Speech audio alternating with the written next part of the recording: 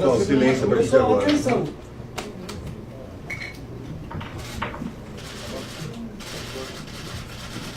Tudo bem? Tudo bem.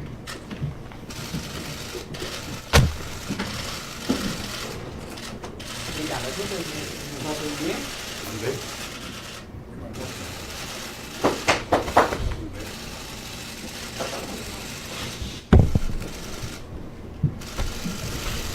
Tudo bem? Presidente, tudo bem?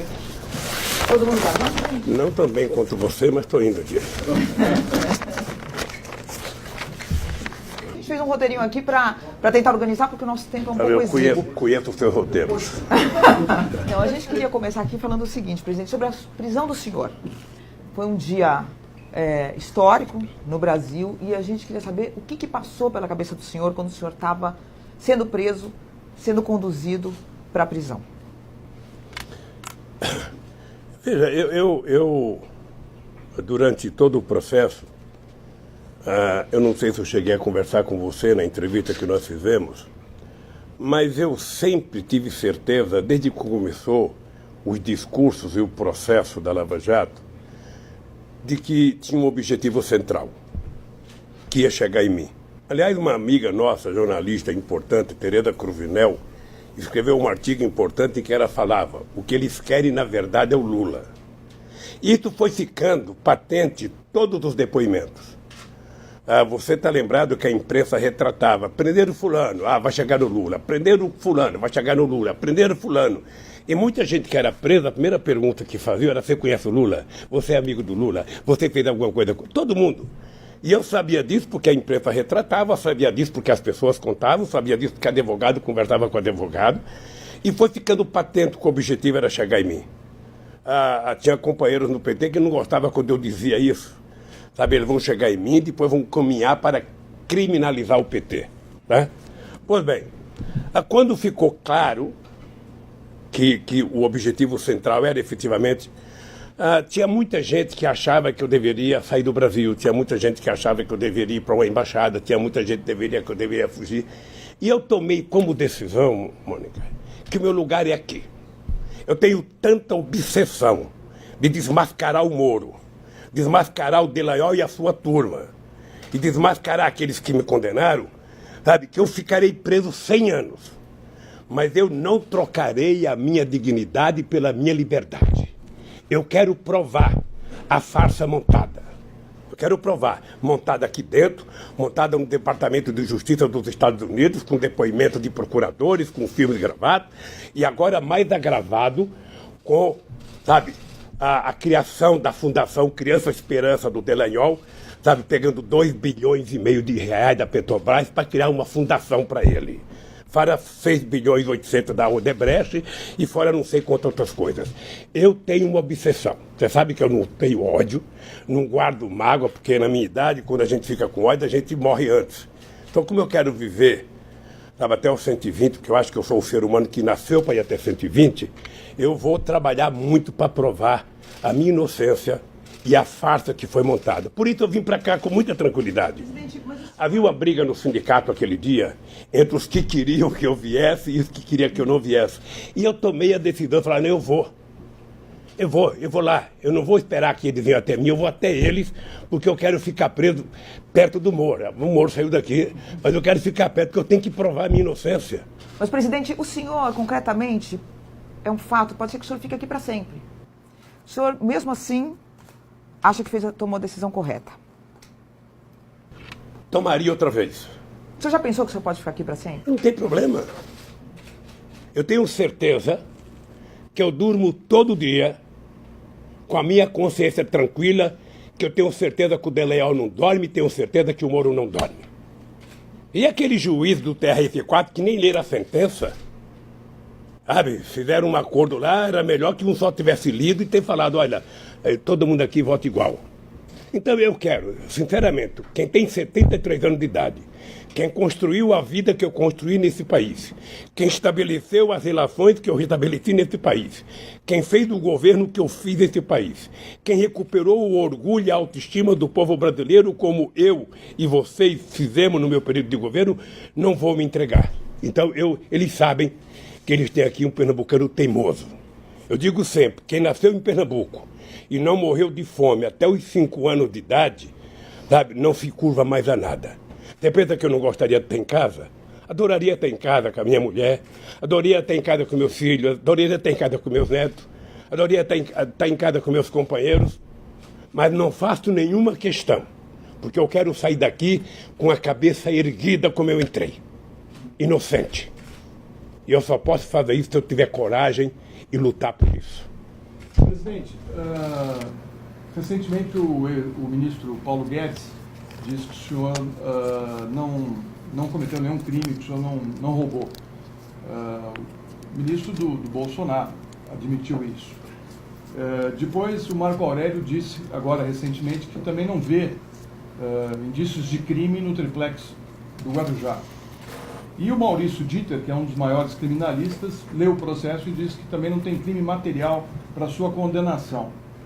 O senhor acha que agora, com a devolução do dinheiro que foi pago pela sua esposa por esse triplex, o senhor pode tentar conseguir a sua absolvição? É possível isso? O senhor ainda acredita nisso?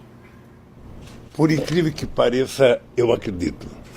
Você sabe que nessas coisas eu ainda continuo com a cabeça de Lulinha Paz e Amor. Eu acredito na construção de um mundo melhor, eu acredito no mundo de justiça. Veja, o que eu penso na vida?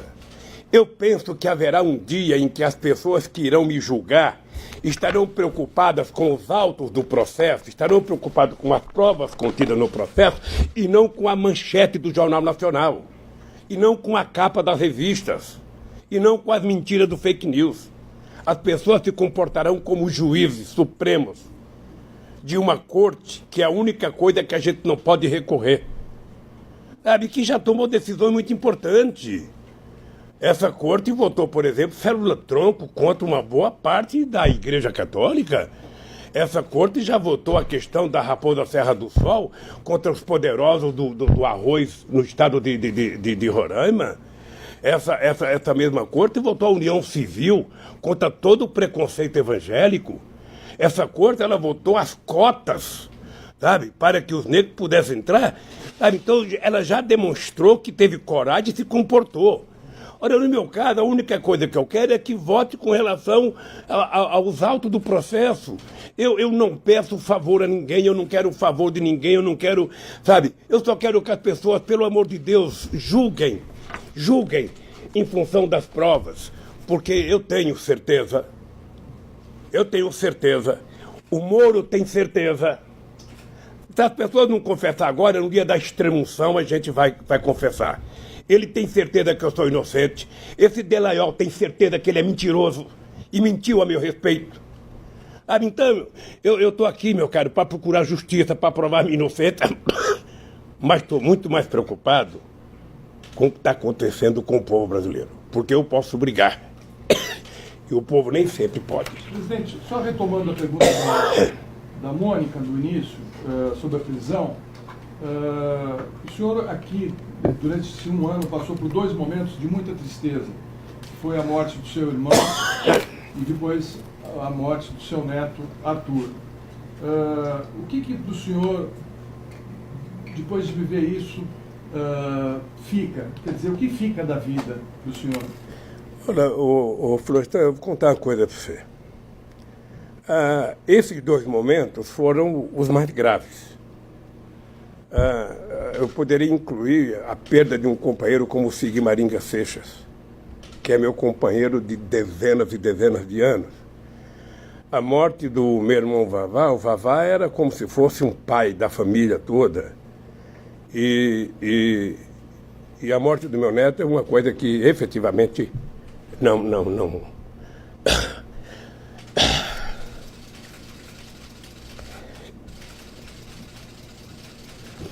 Eu às vezes penso que seria tão mais fácil que eu tivesse morrido. Já vivi 73 anos, poderia morrer e deixar meu neto viver. Mas não são apenas esses momentos que deixam a gente triste.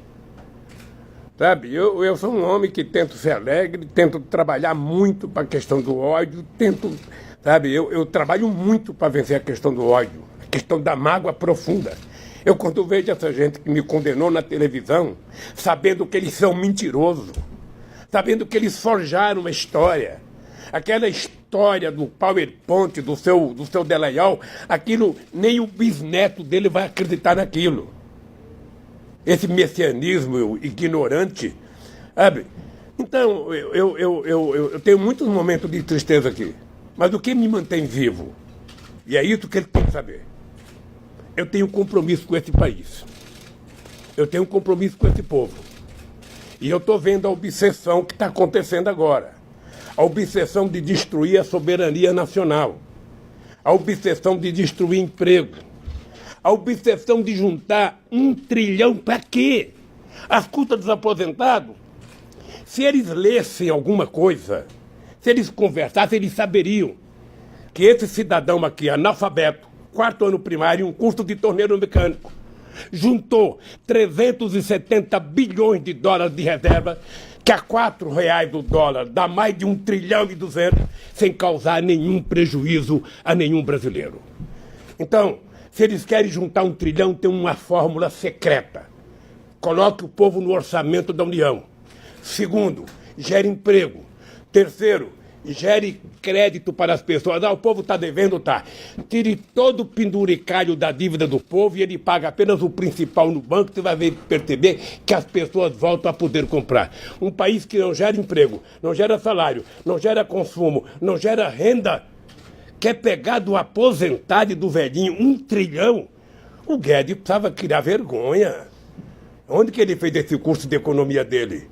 Se ele quiser me visitar aqui, eu discuto com ele como é que a gente resolve esse problema dos pobres sem causar prejuízo aos pobres. Por que não mostra os privilegiados que ele fala que vão acabar com o privilégio? Mostra, coloca a lista no jornal de 10 privilegiados. Coloca o nome. CPF. Não, é o coitado, sabe? Que vai ter que trabalhar até os 65 anos, que vai ter que contribuir 40 anos, sabe? Ele não percebe que muita gente morre sem chegar à essa idade. Então, eu lamento profundamente o desastre que está acontecendo nesse país, e é por isso que eu me mantenho em pé. O dia que eu sair daqui, eles sabem. O dia que eu sair daqui, eles sabem. Eu estarei com o pé na estrada. Para, junto com esse povo, levantar a cabeça e não deixar entregar o Brasil aos americanos. Acabar com esse complexo de vira-lata. Eu nunca vi um presidente bater continência para a bandeira americana. Eu nunca vi um presidente ficar dizendo: eu amo os Estados Unidos, eu amo. Ama a sua mãe, ama o seu país. Que ama os Estados Unidos, que ama... Alguém acha que os Estados Unidos vai favorecer o Brasil? Americano pensa em americano em primeiro lugar, pensa em americano em segundo lugar, pensa em americano em terceiro lugar, pensa em americano em quinto, e se sobrar tempo, pensa em americano. E fica os lacaios brasileiros achando que os americanos vão fazer alguma coisa por nós. Quem tem que fazer por nós somos nós. Acabar com o complexo de vira-lata, levantar a cabeça, e a solução dos problemas do Brasil está dentro do Brasil. Presidente, a gente vai depois retomar essa questão de previdência e tudo. Eu só queria, para encerrar o capítulo da prisão, saber como que é a rotina do senhor. O senhor passa muitos momentos sozinho, é isso? Passo o tempo inteiro sozinho. E como que é? Porque eu já tive a oportunidade de entrevistar muitas pessoas presas, mas que tinham outras pessoas eu fico junto, sozinho, né? E o senhor, como é que é essa coisa do tempo não passar? Um pouquinho como é que é isso? Deixa eu te falar uma coisa. Eu leio, eu vejo pendrive que o pessoal me manda, assisto filmes, muita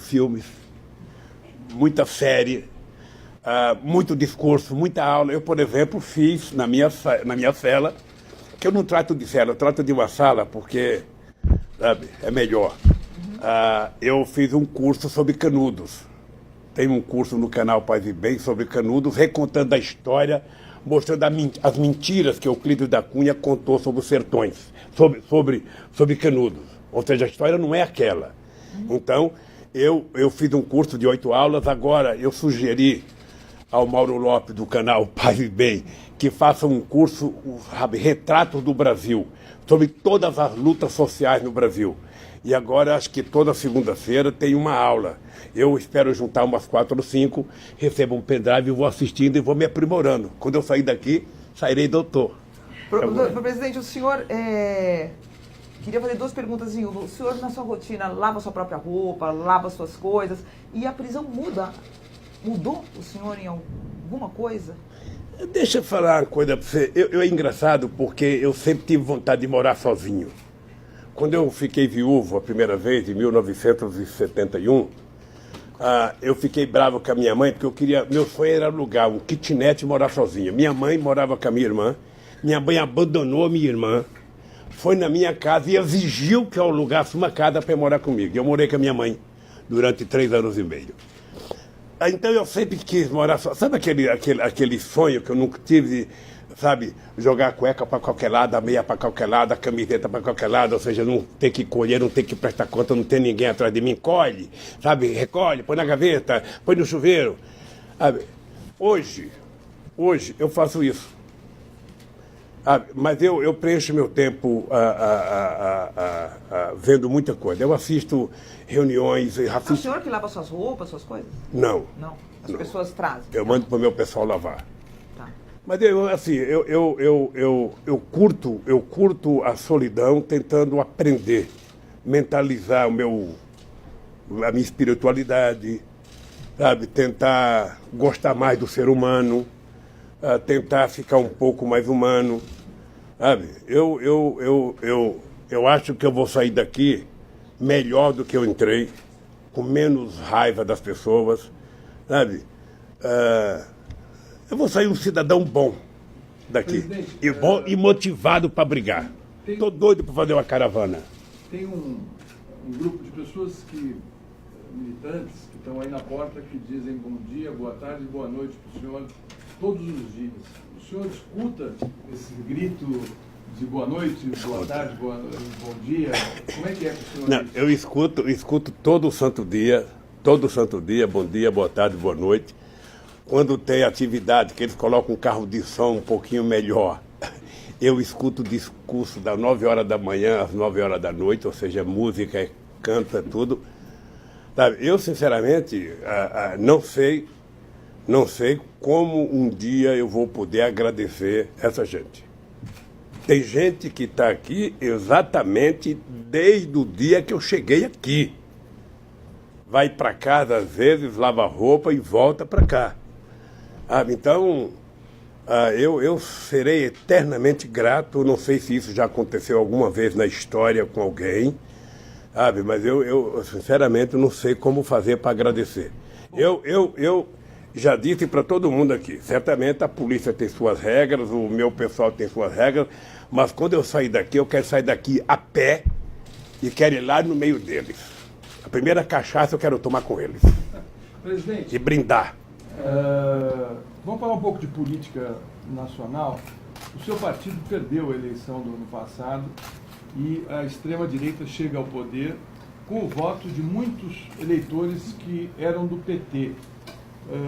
Como é que o senhor avalia essa guinada à direita de um eleitorado que era tão grato à sua administração? Vamos só relativizar tudo isso, porque uma das coisas que eu esqueci de falar na pergunta da Mônica Florestan, importante é que uma das condições que fez com que eu também viesse para cá era porque não havia nenhum advogado naquele instante que não garantisse que eu disputaria as eleições sob júdice. Tá? Havia uma certeza, sabe, de muitos juristas de que não haveria como impedir a minha candidatura. Mesmo condenado, eu poderia concorrer sob júdice. E eu tinha certeza e estava com um orgulho muito grande de ganhar as eleições de dentro da cadeia. É importante lembrar que eu quis 16 pontos aqui dentro. 16 pontos, sem poder falar. Aí quando o ministro Barroso fez aquela loucura, sabe, que eu tive que assinar uma carta dizendo para o Haddad ser o candidato, ali eu senti que nós estaríamos correndo risco, porque a transferência de voto não é uma coisa simples, não é uma coisa automática. É uma coisa que leva tempo e eu também tinha certeza que o Haddad poderia representar muito bem a candidatura, como ele representou muito bem a candidatura. Sabe? Nós tivemos uma eleição atípica no Brasil, vamos ser francos. O papel do fake news na campanha, a quantidade de mentira, a robotização da campanha na internet foi uma coisa maluca. E depois a falta de sensibilidade, sabe, dos setores de esquerda não se unir, sabe? A coisa foi tão maluca que a Marina, que quase é presidenta da República em 2014, teve 1% dos votos. Sabe? A coisa é tão maluca, sabe, que muita gente, e eu respeito o voto do o povo não é bom só quem vota em mim, eu respeito o voto do povo, qualquer que seja o voto do povo e tal, mas a verdade é que o povo votou, sabe, eu nunca tinha visto o povo, eu não pude nem votar, então conta um voto a menos para o Haddad, que foi o meu que eu não pude dar. Eu nunca tinha visto o povo com tanto ódio nas ruas. Eu fui muito a estádio de futebol. Todo mundo sabe que eu sou corintiano. Eu ia com palmeirense, com santista, com São Paulino, a gente brincava, brigava. Sabe? Mas agora era uma loucura, era uma questão de ódio. E eu tenho acompanhado por leitura, está no mundo inteiro assim. Está no mundo inteiro, ou seja, a política está efetivamente demonizada e vai se levar um tempo muito grande para a gente poder tratar a política com mais seriedade. Veja o caso do Brasil, só para ter uma ideia do caso do Brasil. O que você tem visto nesses 4 meses? Eu não esperava que o Bolsonaro fosse resolver o problema do Brasil em 4 meses. Só propõe, sabe, fazer análise de 100 dias quem nunca governou. Sabe, quem acha que em 100 dias pode apresentar alguma coisa, realmente ele não aprendeu a sentar a bunda na cadeira. E depois com a família que ele tem. Com a loucura que tem, quer dizer, o inimigo central dele, além do PT, o PT é o primeiro inimigo dele, é o vice. Sabe, quer dizer, é uma coisa loucura. Ele passa a agredir os deputados, depois tenta agradar os deputados, ele está fazendo a nova política, e a política que ele faz é a mesma, porque ele é um velho político, ou seja, então o país está subordinado à desgovernabilidade, à ingovernabilidade. Ou seja, o Brasil está desgovernado. Ele até agora não sabe o que fazer. E quem dita regras é o Guedes. Sabe? O homem de 1 milhão. A única coisa que o povo sabe de 1 trilhão. Sabe? Todo santo dia. Eu vejo o Jornal das 7, vejo o Jornal das 8, vejo o Jornal das 9, o Jornal das 11, o Jornal da meio-dia, o Jornal das 7, em todos os canais. Nunca vi tanto jornal na vida. É tudo a mesma coisa. Parece as sentenças que dão contra mim. É tudo a mesma coisa. E é tudo a reforma da Previdência. Fez a reforma da Previdência, acabou o teu problema. Mônica, acabou o problema do Brasil. Acabou o problema, todo mundo vai ficar maravilhosamente bem. E eu acho que todo mundo vai se lascar se for aprovada a Previdência tal como ele quer. Se a Previdência precisava de reforma, você senta com os atores, senta com os trabalhadores, senta com os empresários, senta com os aposentados, senta com os políticos e encontra uma solução para arrumar aonde tem que arrumar. Ainda falando da derrota, quer dizer, mesmo analistas internacionais, tudo que está ocorrendo no mundo, há um diagnóstico de que a democracia acabou que não entregou, né, em todos os lugares para a população. A população tem motivos para se voltar contra. E eu queria saber que recado que o senhor pegou dessa derrota, quer dizer... dá pra gente culpar a Globo, dá pra gente culpar esse, aquele, mas também tem a responsabilidade do próprio PT, do senhor, porque vocês ficaram muito tempo no poder, houve corrupção de fato, muitas coisas foram comprovadas. Que autocrítica que o senhor faz, a famosa autocrítica? Não, mas sério, se depois de todo esse tempo a gente pode ter do senhor alguma avaliação dos erros do PT e de como o PT agora, sem o senhor, pelo menos durante um tempo, vai para frente? Ou se continua hegemônico nesse campo de centro-esquerda? O PT, obviamente que nós reconhecemos que perdemos as eleições. Nós perdemos as eleições. Agora é importante lembrar a força do PT. Porque só eu, pessoalmente, tenho mais de 80 capas de revista contra mim. Quando eu fui preso, eu tinha 80 horas de Jornal Nacional contra mim. mais 80 horas da Record, mais 80 horas do SBT, mais 80 horas da Bandeirantes, mais 80 horas de um monte de coisa. E eles não conseguiram me destruir. Isso significa que o PT tem uma força muito grande. O PT não foi destruído, o PT perdeu uma eleição. Mas o PT provou que é o único partido que existe nesse país enquanto partido político. Quando você falar de partido político no Brasil, você lembra do PT. O resto é sigla de interesses eleitorais em momentos certos. Quem acabou foi o PSDB. Esse acabou. Esse foi dizimado. Então, veja. Então, o PT perdeu as eleições.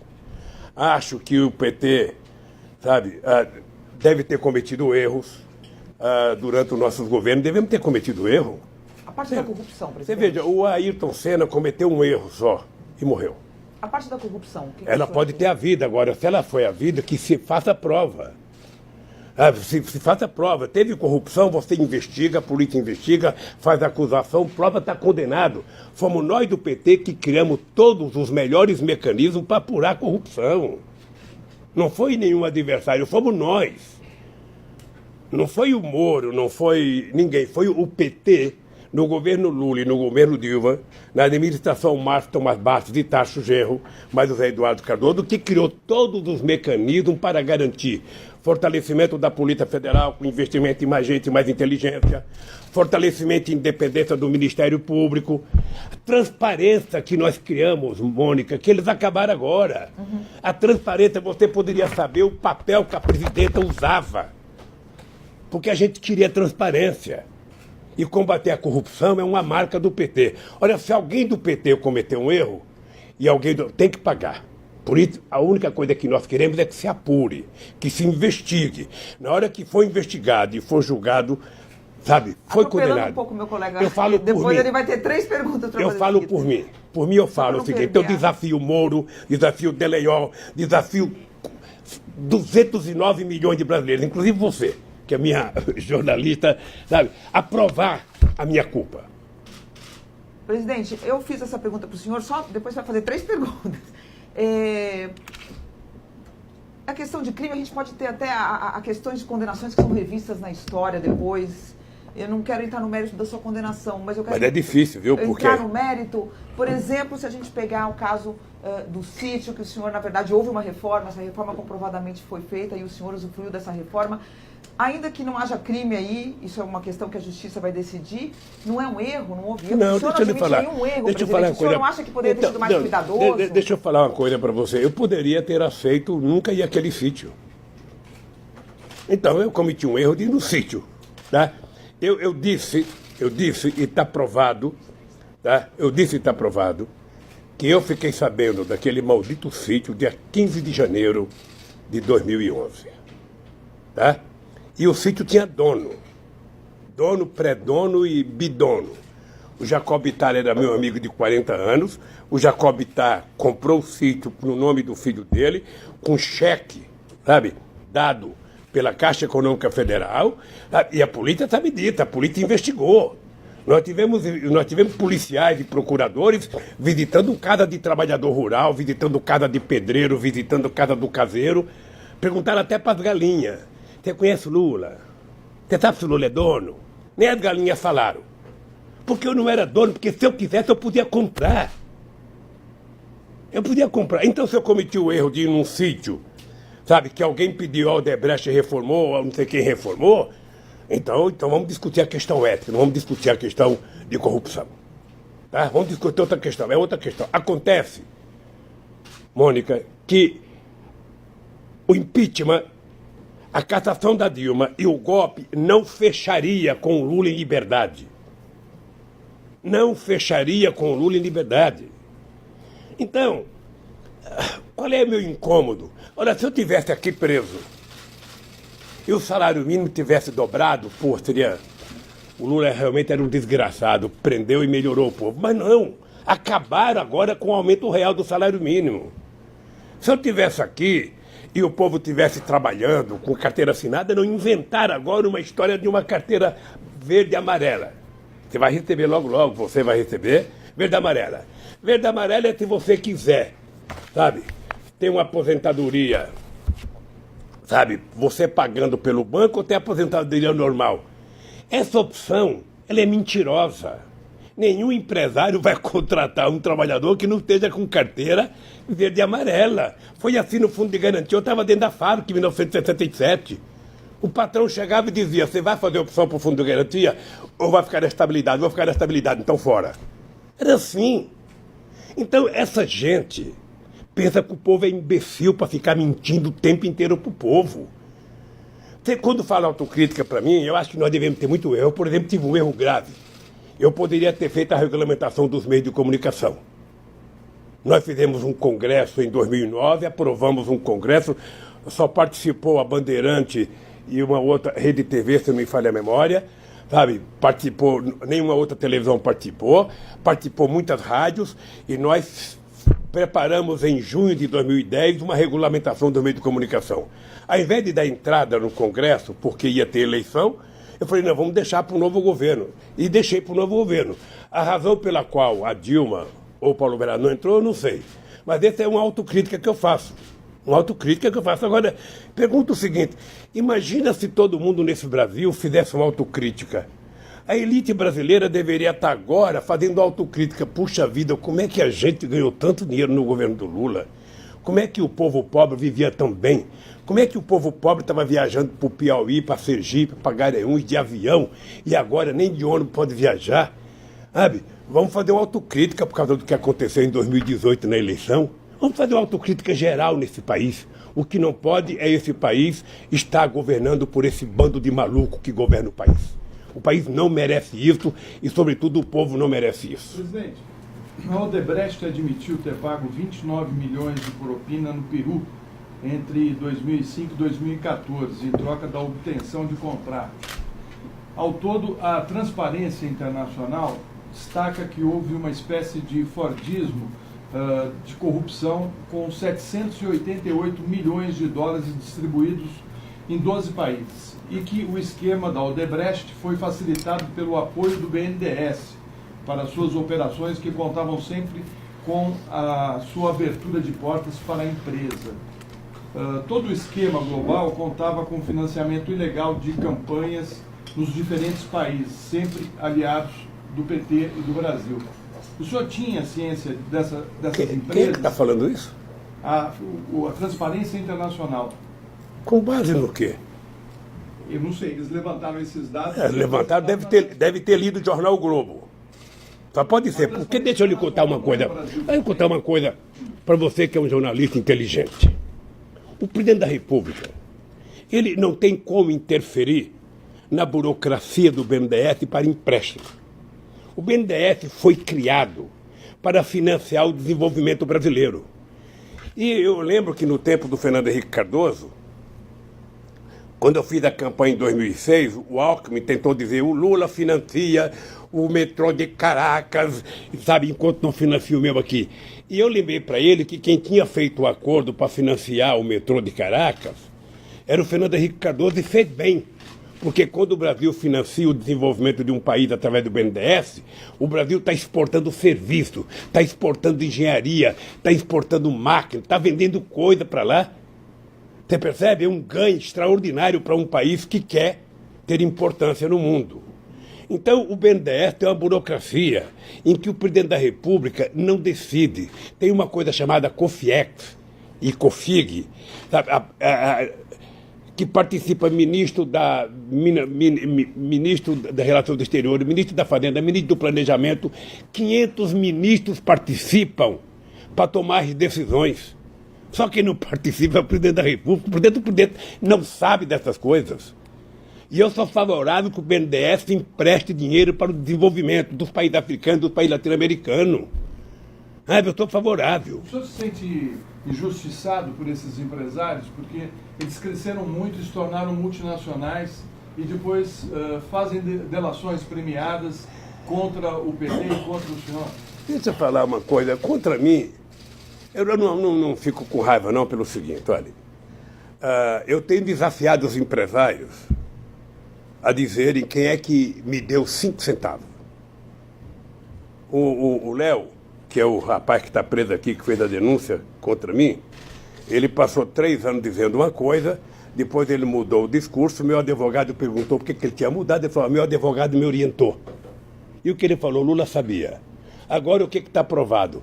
A OAS gastou 6 milhões de reais para pagar a funcionário da OAS para uniformizar o discurso dos funcionários com a delação. Então como é que eu posso levar a sério isso? Eu não posso levar a sério. O que eu posso dizer para você é que haverá tempo suficiente para que a gente faça uma investigação. Eu penso, Florestan, quem sabe um jornalista bem informado como você, investigativo como você, poderia aos Estados Unidos saber qual é a intromissão do Departamento de Justiça americano nesse processo do Brasil. Qual é o interesse dos americanos na Petrobras? Você sabe qual é. Agora nós temos que investigar. Nós temos que ir atrás. Eles nunca engoliram o fato de eu dizer que a Petrobras era nossa, que o petróleo era nosso, que o petróleo seria o passaporte do futuro, que 75% do roda da Petrobras ia para cuidar da educação e que a Petrobras teria 30% direto, ou seja, que quem quisesse entrar aqui teria que pagar o que nós quiséssemos. Aí o Wikileaks vaza aquele documento do Serra, ligando para a Chevron, dizendo, olha, venha para cá que nós vamos dar um jeito e tal. E deram um jeito. Aonde que esse país vai para frente se não tiver gente que se respeita, gente que gosta do país e gente que entende que um país que tem a riqueza minerais, sabe, que o Brasil tem, que tem a floresta, o potencial da água doce, o petróleo que nós temos, quase 17 mil quilômetros de fronteira seca, 8 mil quilômetros de fronteira marítima, petróleo a 200 milhas, ou seja, os americanos, foi só a gente anunciar o pré-sal, os americanos recuperaram a quarta frota que funcionou na Segunda Guerra Mundial. Qual foi a resposta que eu dei para os americanos? Criei o Conselho Sul-Americano de Defesa para juntar os nossos exércitos aqui contra a intromissão dos Estados Unidos. A coisa que mais acontece no Brasil é denúncia. E eu sou favorável que todas as denúncias feitas sejam apuradas, sabe, seja investigada. Todo mundo sabe que quando eu era presidente eu era contra policial federal investigar alguma coisa e denunciar antes de ter a prova, porque a coisa mais fácil do mundo é a imprensa investigar para você. Porque aqui no Brasil virou norma, ou seja, você é condenado pela manchete dos jornais. Quando o processo sair, se você saiu que você não cometeu nada, você já está condenado. Você não vai mais na rua, seu filho não vai mais na escola, porque a condenação é a priori. Então eu quero saber o seguinte, investiga, apura, faz o que quiser. Eu estou achando estranho essa tal dessa milícia do Bolsonaro. Cadê aquele cidadão dos 7 milhões? O cara que é esperto para fazer dinheiro, o cara que sabe fazer dinheiro. Como que é o nome dele? Queiroz. Cadê o Queiroz? Cadê a imprensa que não está atrás do Queiroz? Cadê a imprensa que não vai atrás quem pagou o Alberto Einstein por Queiroz? Será que foi o Natanarum que veio aqui pagar a conta? Sabe? Então, meu caro, é o seguinte. O Brasil tem 2 pesos e 2 medidas. Será que foi quem que o senhor falou? Desculpa. Hein? Será que foi quem que veio pagar a conta? Não, a vinda do Natanarum aqui deve ter sido para pagar a conta, porque ninguém sabe. O cara, veja, eu, ex-presidente da República, sem nenhuma prova, fui na minha casa, sabe? Recebi vários policiais na minha casa para fazer apreensão. O seu Queiroz não atendeu nenhum pedido do Ministério Público e a Polícia Federal não foi buscar ele ainda. Um cidadão, os policiais do Exército dão 80 tiros num carro, matam um negro e vai perguntar para o ministro da Justiça, ele fala, isso pode acontecer. Olha, que país que nós estamos? O que o povo espera desse país? Então é por isso que eu não tenho o direito de baixar a cabeça. Não tenho o direito de ficar, sabe, esmorecido, fraquejar. Eu estou mais tinhoso que nunca, sabe, respeito todo mundo, tenho apreço por todo mundo, mas se tem um cidadão nesse país que vai continuar lutando e vai lutar, sou eu, para restabelecer a verdade nesse país. Presidente, como é que o senhor recebeu a notícia sobre a morte do Alan Garcia no Peru?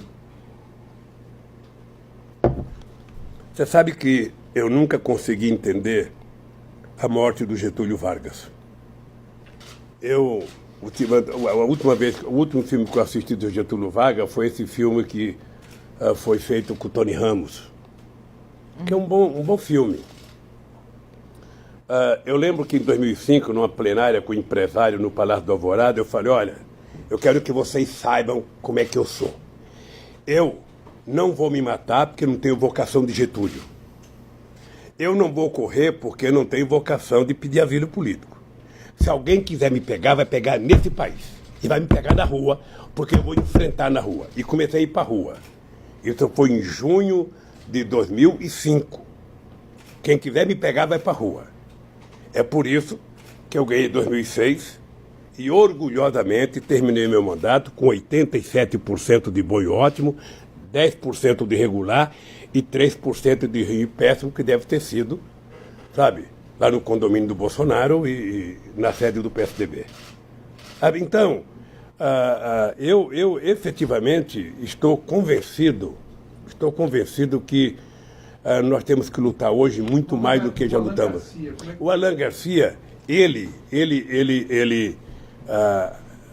teve uma reação psicológica que muita gente tem. O nosso reitor da Universidade Federal de Santa Catarina, não é todo mundo que aguenta. Você quer saber de uma coisa? A Marisa morreu por conta disso. Quem está falando é um homem de 73 anos de idade, perto de fazer 74. A dona Marisa morreu por conta do que fizeram com ela e com o filho dela. Tá? A dona Marisa perdeu motivação de vida, a dona Marisa não saía mais de casa, a dona Marisa não queria mais conversar nada. Ou seja, ela morreu, a AVC dela foi por isso. Agora, não pense que por causa disso eu vou ficar com o meu coração cheio de ódio. Não, aqui tem muito lugar para amor. O ódio eu vou colocando num cantinho bem escondido. E o Alan Garcia não deve ter suportado. Eu não sei, eu não leio imprensa peruana, não sei qual era a carga que se fazia contra ele. Sabe? Mas o Alan Garcia era um homem que tinha saído muito mal do governo. O Peru tem uma coisa engraçada.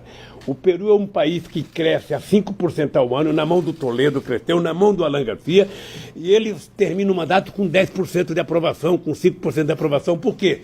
Porque como eles exportam tudo para os Estados Unidos ali perto, eles crescem, mas não tem distribuição de renda. Então o país cresce a 5% e a miséria cresce a 10%. Sabe? Então a miséria vai sempre na frente do crescimento. Então, eles não conseguiram ter candidato, nem o Toledo e nem o Alan Garcia conseguiram ter candidato nas eleições. Então, eu, sinceramente, não sei como é que se matou. Deixa eu falar uma coisa para você, tem que ter muita decisão. Eu sei o que eu passei. Você não tem noção do que é você passar 6 meses esperando todo santo dia que a polícia fosse na tua casa. Todo santo dia. Não é um dia, não, são 6 meses. E de repente você vê a polícia chegar na tua casa, com uma disfarçatez, todo mundo com máquina fotográfica pendurado no peito, para tirar fotografia. Deveriam ter mostrado a quantidade de dólar que acharam na minha casa. Deveria ter mostrado a quantidade de joias que acharam da dona Marisa. Deveria ter tirado foto e colocado para Globo. Enfiaram o rabo no meio das pernas porque não encontraram nada. E a imprensa não fala. Não encontraram nada na casa do Lula. Sabe? Então, é duro. Não queira que isso aconteça com você. Não queira. Eu conheço casos de pessoas que estavam em cadeira de roda, pedia para ir no banheiro e dizia: se você não falar o nome do Lula, você não vai no banheiro. Sabe? Então, como a história não é contada no dia que ela acontece, essas coisas vão acontecendo. Então, eu tenho, Florestan, muita motivação para estar vivo. Estar vivo e não fazer nenhuma loucura é a forma que eu encontrei de ajudar esse país a se reencontrar com a democracia, a se reencontrar com o amor, a se reencontrar com a paz. Esse povo tem o direito de ser feliz, esse povo tem o direito de viver bem. Sabe? Então, é para isso que eu existo, meu caro. E para isso eu vou brigar até os últimos dias da minha vida. Presidente. Me diga o seguinte, Lula, você está livre, você vai morar na Bahamas, vamos alugar uma casa para você lá, Você vai ter água de coco todo dia de manhã. O compromisso é você não fazer política. Eu vou dizer o seguinte, eu vou ficar aqui, sabe, sem água de coco, sem Bahamas, eu vou ficar aqui na esperança de que eu vou andar por esse país levantando a cabeça do meu povo para a gente voltar a conquistar direitos. O povo tem que tomar café de manhã, almoçar e jantar todo dia. E se puder comer uma bolachinha às 3 horas da tarde com café com leite. E se puder fazer um lanchinho 10 horas da noite antes de dormir. Eu quero que o povo vá ao teatro, ao cinema. A coisa mais fantástica é um pobre pegar um avião, não sabe nem como entra no banheiro, mas pega um avião e vai para a sua terra. É isso que eu quero. E é por isso que eu vou brigar. E é por isso que eu sei que tem muita gente que não gosta de mim. E é por isso que eu vivo. É por isso que eu estou de cabeça erguida. Sabe, não pense que eu estou aqui orgulhosamente, não. Eu estou aqui com orgulho, sabe, de defender o povo. Mas gostaria de estar fora com meus netos e meus filhos. Presidente, o senhor falou que o Bolsonaro ganhou, o PSDB acabou. Então eu queria saber se o senhor vê agora como seu principal adversário, ou das forças que o senhor representa, ou das forças que estão na rua e que são do mesmo, compartilham com as ideias do senhor. Quem que são agora os principais adversários? Bolsonaro vai durar? Moro tem expectativa de poder ou não? Militares que chegaram, obviamente, passaram a protagonizar, né? Sempre estiveram no Estado, mas passaram a ter protagonismo. O senhor acha que isso é algo que veio para... Então, a vida inteira... Estou perguntando de verdade, para o analista Lula a vida inteira vocês glosaram de mim porque eu falava menos laranja, que eu falava. Mas o Bolsonaro falar conge... O Moro falou conge. O Moro falar conge é uma vergonha. Sinceramente, é uma vergonha, porque, sabe, é o mínimo que deveria saber, porque está escrito no Código Penal, vários artigos que falam de cônjuge. Deixa eu falar, o Moro não sobrevive na política. E o Bolsonaro, ou ele constrói um partido político sólido, ou do jeito que está, também não perdura muito, porque ali você tem uma quantidade difusa de interesses. É só pegar a quantidade de sigla para uma pessoa que diz que não gosta de política. Eu não sei como é que você é deputado 27 anos e diz que não gosta de política. Eu não sei como é que você faz um filho vereador, outro deputado federal, outro senador, e você não gosta de política. Então, ele vai ter que ter muita capacidade de articulação, muita vontade, vai ter que gostar muito de política para poder dar certo. Porque a chance dele dar certo é o Brasil dar certo. O povo tem paciência, mas não tem toda a paciência do mundo. Pode dar, não pode? Sabe? Não sei, do jeito que está fazendo não pode dar, querida. Não há condições de dar. Veja, você diminui a renda per capita da sociedade. Você diminui o salário mínimo. Você diminui a possibilidade de oferta de emprego. E você acha que tudo vai ser resolvido com 1 trilhão para a Previdência? Para o sistema financeiro? Vai dar certo aonde? Sabe o que dá certo? Dá certo se fizer como nós fizemos, legalizamos e formalizamos 6 milhões de microempreendedores individuais. Sabe por que a Previdência era superavitária no meu governo? Porque teve 20 milhões de pessoas trabalhando com carteira profissional assinada. Porque teve 6 milhões de microempreendedores individuais formalizados. Porque o Brasil quadruplicou as exportações. Sabe, então, se o país não crescer... Você está lembrada que eu criei uma coisa chamada Primeiro Emprego? Foi uma farsa aquilo, coitado, uma loucura que eu achava que fazendo uma lei, criando o primeiro emprego e pedindo para os empresários que eu ia pagar R$200, que gerar emprego. Nem o empresário gera emprego porque eu estou dando R$200 para ele. O que vai gerar o emprego é quando eu fiz os puxadinhos da Caixa Econômica Federal, que eu fiz financiamento para construir um puxadinho. Aconteceram no mesmo ano 10 fábricas novas de cimento no Brasil. Então, quando você faz a economia, o povo come um pãozinho a mais, toma um cafezinho a mais, toma uma cervejinha a mais, ganha R$1 a mais, compra um chinelo a mais, aí você começa a gerar emprego no país. Presidente. Você começa a gerar emprego no país. Agora você, do jeito que eles estão fazendo, inclusive brigando com os nossos maiores parceiros comerciais, sabe? Desprezando a América do Sul, desprezando... O nosso comércio com a Argentina é maior do que com todos os países da Europa. Como é que você vai desprezar o nosso comércio com a Argentina, o Mercosul? Esse cara não entende de nada. Mas também o ministro que ele tem das Relações Exteriores, sabe? Aquilo foi encomendado... Saudade do Silveirinha no tempo do Geisel, que teve a coragem de reconhecer Angola. Sabe, esse cidadão que está aí, sinceramente, o Celso Amorim deve essa para nós. Como é que deixou um cara desse na carreira do Itamaraty? Presidente, só para retomar, e os militares, presidente? Que eu perguntei de Moro, Bolsonaro... Sabe uma coisa que eu tenho vontade? Quando eu sair daqui, eu quero conversar com os militares. Eu tenho vontade de perguntar para o chefe da Marinha, para o chefe da Aeronáutica, para o chefe do Exército, qual o presidente da República que fez mais coisa para eles do que eu fiz. Eu quero perguntar para ele qual é a razão do ódio que eles têm do PT. Quando eu cheguei na presidência em 2003, Mônica, soldado brasileiro saía 11 horas porque não tinha dinheiro para almoçar. Não ganhava salário mínimo recruta. Eu, além de pagar o salário mínimo, além de dar almoço para eles, ainda criei o soldado cidadão para dar curso de formação. Pergunta para o general Enzo o que era o batalhão de engenharia do Exército Brasileiro. As máquinas estavam todas quebradas, não tinha nem caminhão. Pergunta para eles o que eu fiz. Deixei eles mais poderosos que uma empreiteira dessa. Pergunta para a aeronáutica o que era a aeronáutica quando eu cheguei na presidência. O avião do presidente era chamado de sucatão. Você ia viajar para a Europa, quando você parava em Cabo Verde, ali na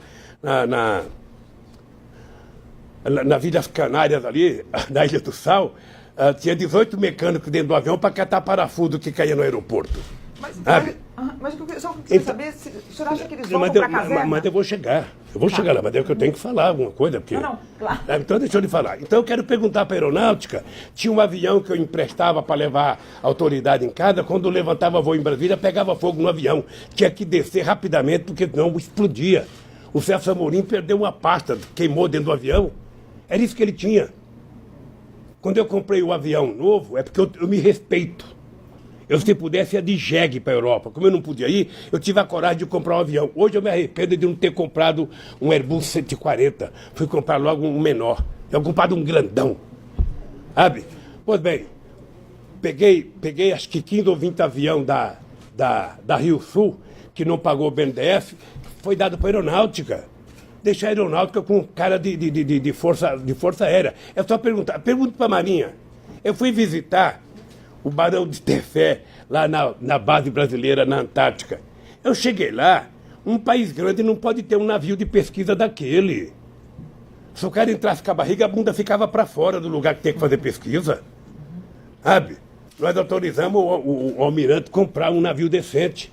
Caparaó, por exemplo, o governo não dava dinheiro para enriquecer urânio. Pergunta para ele quem foi que garantiu 30 milhões por mês para Caparaó funcionar. Então é o seguinte, eu não sou contra militar fazer política, não.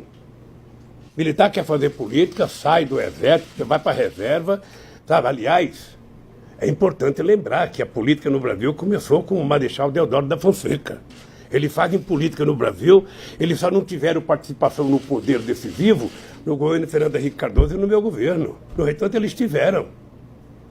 E no da Dilma também. Então, parecia que eles voltaram para a caserna, agora mas veja, e o Mourão? Eu acho que se você tiver um militar competente, e ele for tecnicamente competente e especialista numa coisa, não tem problema que ele vá para o governo. O senhor acha que Agora, o que não pode é do jeito que está. Não dá. Não dá. Eu não sei a qualificação das pessoas, sabe, que estão lá. Eu não conheço. Agora mesmo eu vi no noticiário de ontem que o ministro do Meio Ambiente desmanchou não sei o que lá no Chico Mendes e colocou não sei quantos cabos, soldados, militar, não sei para quanto. Olha, para cuidar de meio ambiente, você coloca gente especialista. Você já tem os especialistas da Polícia Federal, você tem os especialistas do Ministério Público, coloca técnico, coloca, sabe, que militarizar o governo. Então, eu não sou contra eles participar, não. Tá. Agora, o militar tem que saber que eles têm um papel a cumprir pela Constituição. O militar tem que cuidar dos interesses desse país e da defesa da nossa sociedade contra possíveis inimigos externos. Nós temos quase, entre fronteira seca e fronteira marítima, quase 22 milhões de quilômetros quadrados. É muita coisa para os militares cuidar. Muitas coisas. A burocracia, Eu queria que você falasse vamos do deixar para a Mourão. O senhor tem burocrata. acompanhado os movimentos do general Mourão? Eu não posso falar porque eu também não conheço o Mourão. Eu não posso falar. Eu sou agradecido, por exemplo, de um gesto dele na morte do meu neto. Sabe? Ele foi um cara que disse, diferentemente do filho do Bolsonaro, que postou uma série de asneiras no Twitter, ele foi um cara que deu uma declaração de que era uma questão humanitária eu ir visitar meu neto. Eu estou vendo a briga, eu vou acompanhando a briga.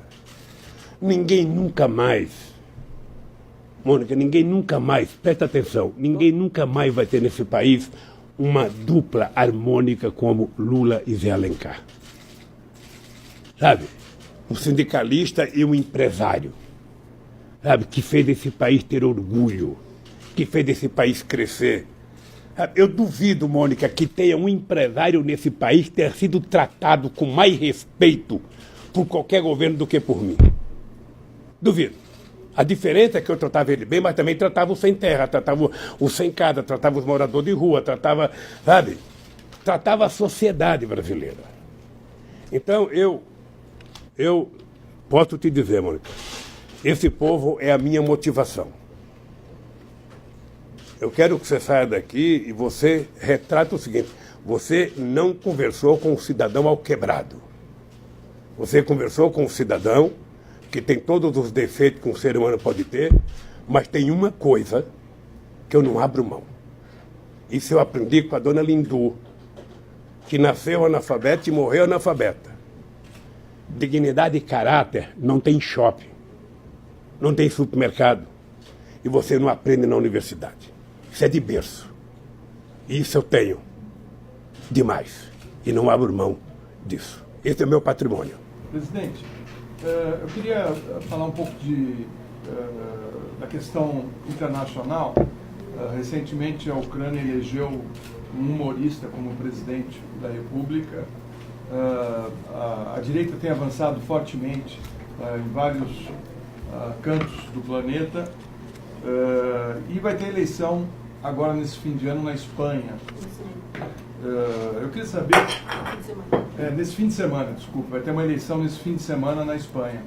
Eu queria saber como é que o senhor vê essa eleição, já que houve um crescimento da direita, apesar dos progressistas do PSOE estar na frente nas pesquisas. Eu acredito que na Espanha o PSOE e o Podemos vão ganhar as eleições. E outro setor de esquerda. O avanço da direita no mundo é a desmoralização da política no mundo. Eu não posso achar ruim que tenha ganho um humorista na Itália. O Pepe Grillo, eu fiz passeata com o Pepe Grillo, em solidariedade a mim, em 2000, numa cidadezinha da Itália. Eu não posso achar ruim que ganhe um humorista na Ucrânia, porque o que eles falavam quando o metalúrgico ganhou as eleições? Eles menosprezavam o analfabeto, o peão que não sabe falar, que não sei das quantas. Eu lembro do Maluf dizer: a dona Marida não vai conseguir limpar aquele vidro todo do palácio. Era assim que eles falavam comigo. Então eu não vou desprezar pelo fato do cara ser humorista. O cara pode ser humorista de profissão e se transformar num puta de um político. Ele pode. Sabe? Todo mundo pode se transformar num baita de um político. Para fazer política, você tem que ter paciência, você tem que conversar e aprender a conviver democraticamente na diversidade. Você não conversa só com quem você gosta, você conversa com seus adversários também. Você não conversa com a tua turma, você conversa com todas as turmas, se você quiser governar. Tá?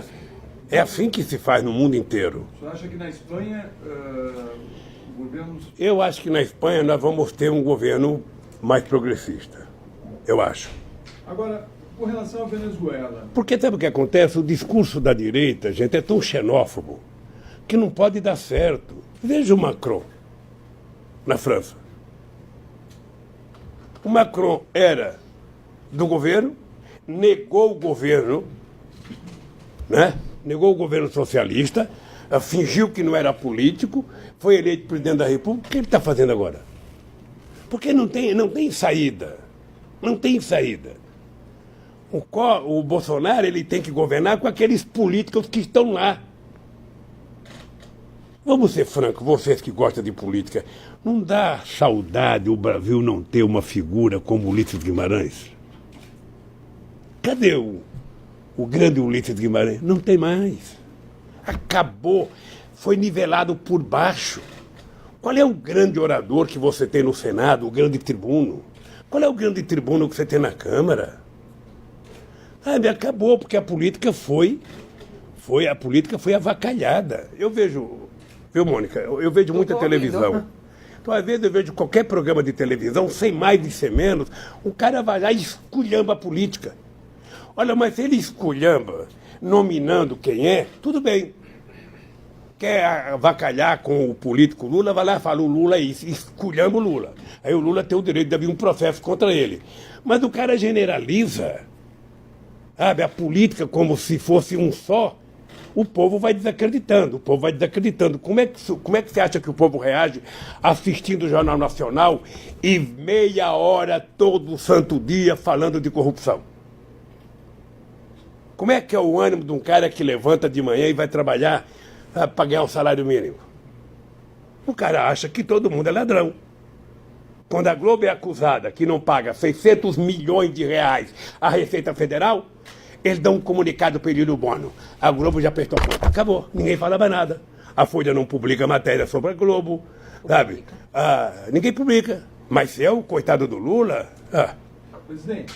Imagina se os milicianos do Bolsonaro fossem amigos da minha família. Presidente, deixa eu garantir aqui mais duas perguntinhas da área internacional. Com relação à Venezuela, né, o senhor teve uma relação muito boa quando o senhor era presidente com o Chávez, com o Hugo Chávez, e depois que o Chávez saiu, a Venezuela entrou numa crise profunda e hoje vive um embate que está sendo muito ruim para a população e para o país, com muitas pessoas deixando a Venezuela e vindo para o Brasil, fugindo da pobreza e da falta de perspectivas. Como é que o senhor vê a questão da Venezuela e quais saídas que existiriam para se preservar a democracia e o desenvolvimento da Venezuela hoje? Só te contar um pequeno caso. O primeiro contato que eu tive com o Chávez foi pelas mãos, depois que o Chávez virou presidente.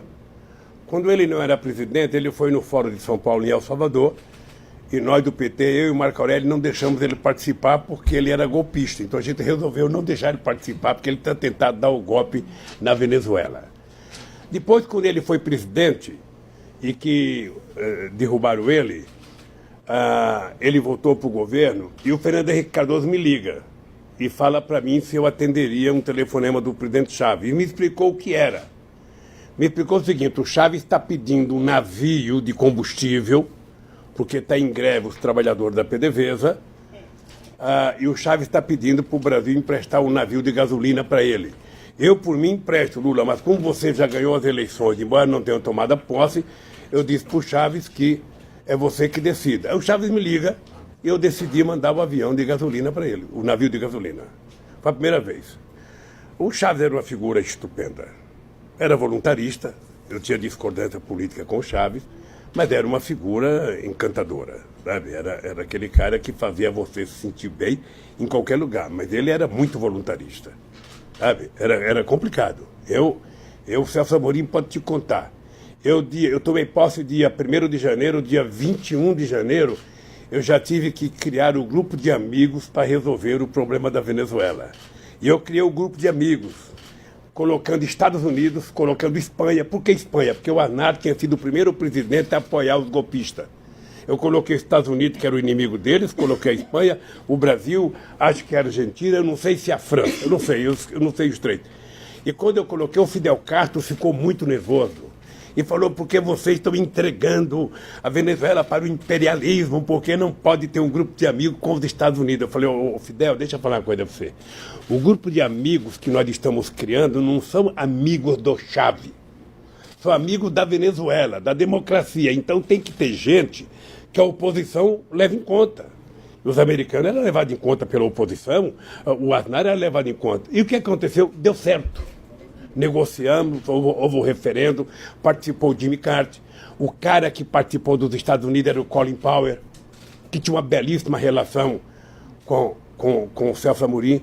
Eu cansei de ligar para o Bush para parar de falar bobagem contra a Venezuela, que era tudo que o Chávez queria. Falou bobagem, uma passeata. Falou bobagem, uma passeata. Ora, parar de falar bobagem que não tem passeata, pô. Então, obviamente, veja, eu se pudesse mandar para você uma coisa, eu mandei uma carta para o Maduro no dia da posse dele. Quando ele tomou posse a primeira vez, eu mandei uma carta para ele, tentando aconselhar ele como é que eu achava que ele deveria fazer. Porque ele não tinha, na minha opinião, a perspicácia do Chávez, não tinha a liderança pública do Chávez, a respeitabilidade internacional do Chávez, então que ele precisaria fazer as coisas diferentes do Chávez. Ele precisaria compartilhar mais, sabe? Se eu não sou individualmente essa figura pública de poder como o Chávez era, eu tenho que juntar gente. Eu tenho que trabalhar em equipe. Então eu mandei uma carta para ele. Se eu achar essa carta, eu vou te mandar para você ver. Obviamente que eu não concordo com a política econômica da Venezuela, acho que é um equívoco, mas muito menos eu concordo do Brasil reconhecer o tal do Guaidó. Sinceramente, é uma pouca vergonha. É levar o Brasil ao mais baixo nível de política externa que eu já vi na vida. E depois aquela vergonha de dizer que ia mandar caminhão de alimento e mandar 2 caminhonetes vazias. O Brasil precisava tomar cuidado com a Venezuela, porque o Brasil chegou a ter 5 bilhões de dólares de superávit. Sabe por que nós resolvemos fazer a refinaria Abreu e Lima lá em Pernambuco? Porque era preciso que a gente importasse alguma coisa da Venezuela, porque estava muito desbalanceado. Ninguém pode fazer comércio tendo superávit muito alto. O Brasil tinha quase 5 bilhões, eles não produziam nada. Comprava tudo do Brasil, até ovo. Eu não esqueço um dia que eu fui à Venezuela visitar a base do Sukhoi, do Chávez, e ele estava me contando, todo entusiasmado, os engenheiros soviéticos montando lá o Sukhoi, e eu tinha saído do hotel, e no hotel não tinha leite e não tinha ovo. Eu falei, Chávez, você não sabe que a segurança alimentar é a arma mais importante para um país? Sabe, que quer fazer guerra, o povo tem que ter o que comer. Aí você gastou não sei quantos bilhões nisso aqui, e é capaz de ter uma guerra, você, o soldado, não poder guiar, porque está com fome. Eu não tinha leite nem coisa no hotel, Chávez. Sabe, não tinha nem leite, nem ovo, então é preciso cuidar, sabe, da Venezuela crescer. A Venezuela tem tudo, tem água, tem sol, tem energia, tem... A Venezuela poderia ser um país quase que autossuficiente, mas como a doença da vaca holandesa prevaleceu, então tudo depende da PDVSA. Como a PDVSA também não fez investimento em modernização, ela também não produz o tanto que deveria produzir. Mas eu não concordo, em hipótese alguma, com os Estados Unidos e a Colômbia querer se meter na Venezuela. Cada um se meta na sua vida, cada um cuide da sua vida e deixa o povo da Venezuela democraticamente escolher o seu dirigente. Se o povo quiser ir para a rua para derrubar, que vá para a rua e derruba, mas é o povo, não é o Trump que vai derrubar o governo da Venezuela. Então, é preciso apenas respeitar a autodeterminação dos povos. Presidente, na Argentina, o Macri, que é um político neoliberal, não conseguiu sucesso na economia. Está já prometendo uma regulação dos preços, né? Vai vir aí Vai fazer o que o Sarney fez em 86. Isso. Vai fazer um controle nos preços e ele está caindo nas pesquisas e a Cristina Kirchner está na frente dele. Como é que o senhor analisa a eleição na Argentina? O senhor acha que a Cristina tem chances de voltar? Quais os caminhos que o senhor acha que a Argentina vai trilhar daqui para frente?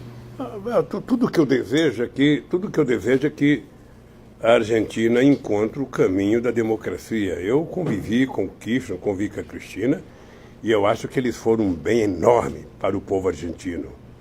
Eles, obviamente, que alimentaram o ódio da elite argentina, daqueles mesmos que apoiavam o cavalo quando era ministro da Fazenda e achava que os Estados Unidos iriam colocar, sabe, muito dinheiro na Argentina. Não colocou, quem colocou foi a seriedade do Kirchner e da Cristina, que ganharam a confiança do povo e fez a Argentina produzir, sabe, e ter uma economia forte. A fome votou na Argentina, o desemprego votou na Argentina, o povo votou para a rua. O neoliberalismo não dá certo em lugar nenhum do planeta Terra.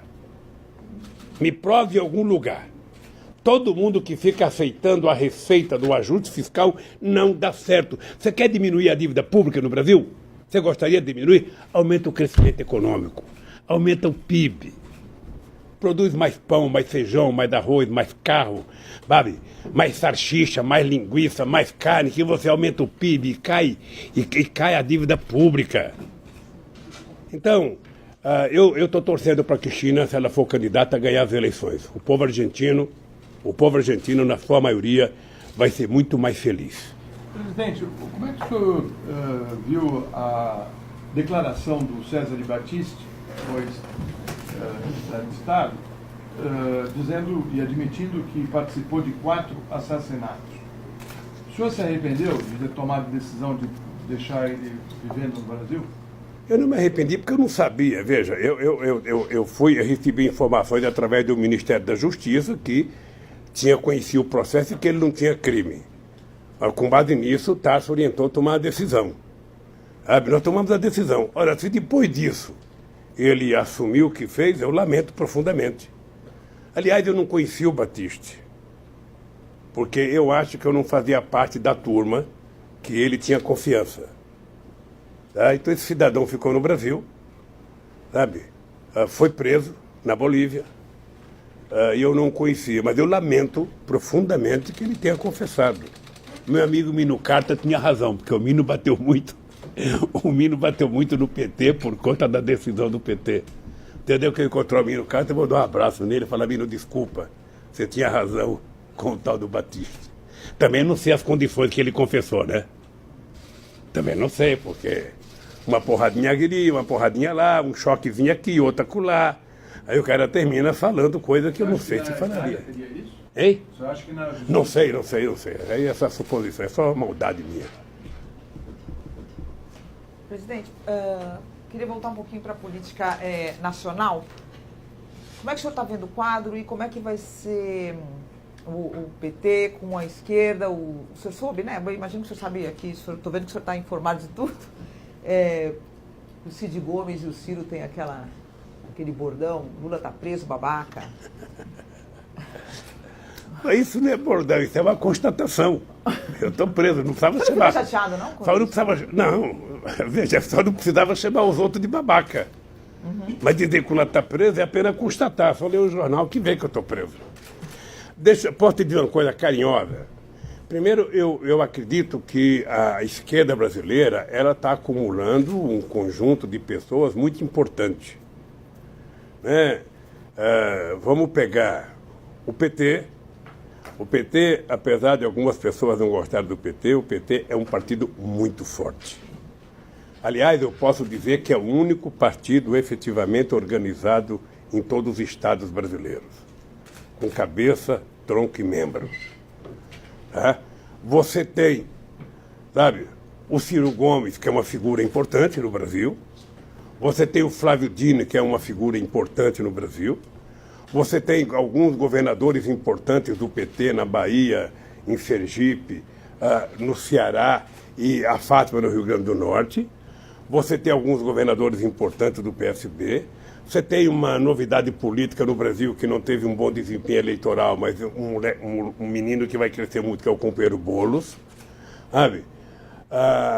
Então, eu acho Haddad, que... isso não fala. Eu tenho o Haddad, porque eu falei do PT, eu não queria personalizar só no Haddad, mas você tem o Haddad, que é uma figura importante. O Haddad, embora não tenha saído vitorioso nas eleições, ele se notabilizou como uma figura muito importante. Sabe? Obviamente que se o o Bolsonaro tivesse aceitado apenas um debate ou 2 debates, sabe? É a segunda eleição que não tem debate. Eu não sei se vocês se lembram, quando eu fui candidato com o Fernando Henrique Cardoso em 94, não teve debate. Em 98 não teve debate. E ninguém colocava a cadeira vazia.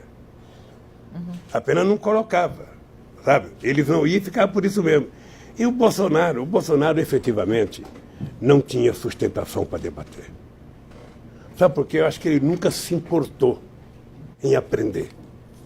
Eu fui obrigado a aprender um pouco de economia por conta da minha atividade sindical. Eu era obrigado a aprender para negociar. Eu era obrigado a aprender. Depois, no PT, eu fazia, pelo menos uma vez por mês, reuniões com 30 dos mais renomados economistas desse país. E, sabe? Então, eu acho que o Bolsonaro não gosta, sabe, disso. E eu acho que a esquerda vai apresentar um projeto. Eu digo para o PT, não tem que apresentar propostas. Sabe? Apresenta o programa que o Haddad apresentou na campanha. Faz um confronto de ideia para a sociedade perceber que é possível um outro Brasil. É possível, Mônica, porque eu provei na prática que é possível construir um novo Brasil. Eu consegui provar com a bênção de Deus e do povo brasileiro que o povo não é problema, o povo é solução. Eu consegui provar isso. Então eu estou convencido que a esquerda... deixa eu dizer uma coisa pessoal. Eu pessoalmente gosto de Ciro Gomes. Tenho respeito pelo Ciro Gomes. O Ciro Gomes, ele não causa mal ao PT. Ele causa mal a ele. Tá? O Ciro Gomes precisa aprender uma lição elementar. É aprender a ouvir coisas que você não gosta. É suportar os contrários. É aprender a conviver na diversidade. Sabe? Ele precisa aprender essa lição mínima. Quando ele foi governador do Ceará, ele não precisava disso. Quando ele foi prefeito de Fortaleza, não precisava disso. Mas agora, para ser presidente do Brasil, ele precisa. E ninguém será presidente do Brasil se romper com o PT, com o PCdoB, ou seja, pela direita. Não sei se a direita aceitaria ele. Como eu gosto do Ciro, sabe? O dia que ele pedir para me visitar, eu vou aceitar que ele me visite aqui. Sabe? Para ter uma conversa boa com ele. Porque eu gosto dele. Eu gosto do Flávio Dino. Sabe? Não sei se a Marina tem um dia a propensão de votar para os setores de esquerda, porque a Marina acabou, né? Coitada. Ter 1% só no processo eleitoral, depois de ser quadra presidenta, é muito pouco. Eu não sei o que ela vai fazer. Mas eu penso que a esquerda pode construir um grande projeto para o Brasil e pode voltar ao poder. Sem o PT na hegemonia, né? Como isso já era... Desde o PT, isso eu defendo... Por que o PT, de vez em quando, aparece como hegemônico? Você acha que um partido que tem 30% de voto vai começar abrindo mão da sua candidatura? Não vai. Como eu acho que o PT já teve presidente 4 vezes, eu acho que em algum momento o PT pode escolher um companheiro de outro partido político e ser candidato a presidente. Sabe? O PT pode participar do governo, o PT pode ter vice, o PT... Sabe? Eu acho que tudo é possível. O que você precisa é não exigir que o PT abra mão sem apresentar uma proposta alternativa. Se você tem 10%, eu tenho 30%, e você acha, bom, mas no segundo turno eu sou melhor do que você, no segundo turno eu sou melhor do que você, ou se você é melhor do que eu, por que você não ganha no primeiro turno? Eu lembro do Brizola em 89. O Brizola é uma pessoa que faz falta no Brasil hoje. Sabe, eu lembrei do Ulisses Guimarães, o Brizola é uma pessoa, uma raia de uma pessoa que faz falta. Sabe os velhos da política que fazem falta? A sabedoria política, não tem mais isso. Fernando Henrique, não? O Fernando Henrique Cardoso é o seguinte, o Fernando Henrique Cardoso não tem jogado um papel que o nome dele deveria merecer. Ele fala muito sobre quase tudo desnecessariamente.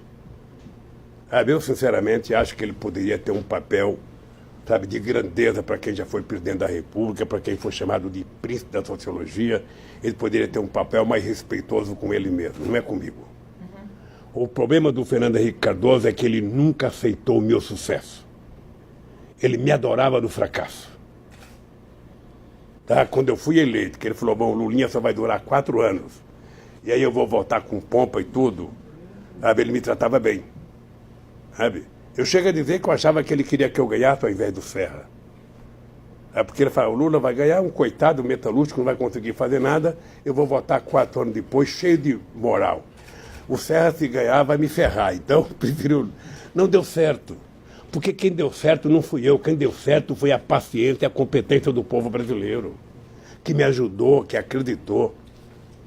Você está lembrado quantas vezes eu dizia, olha, meu governo vai ser medido por 4 anos. Não adianta cobrar de mim agora. Isso aqui é que nem um pezinho de jabuticaba. Você planta, se ele não for enxertado, ele demora 15 anos para dar. Se ele for enxertado, vai dar no primeiro ano. Mas você tem que jogar água, tem que ter sol. O governo é isso.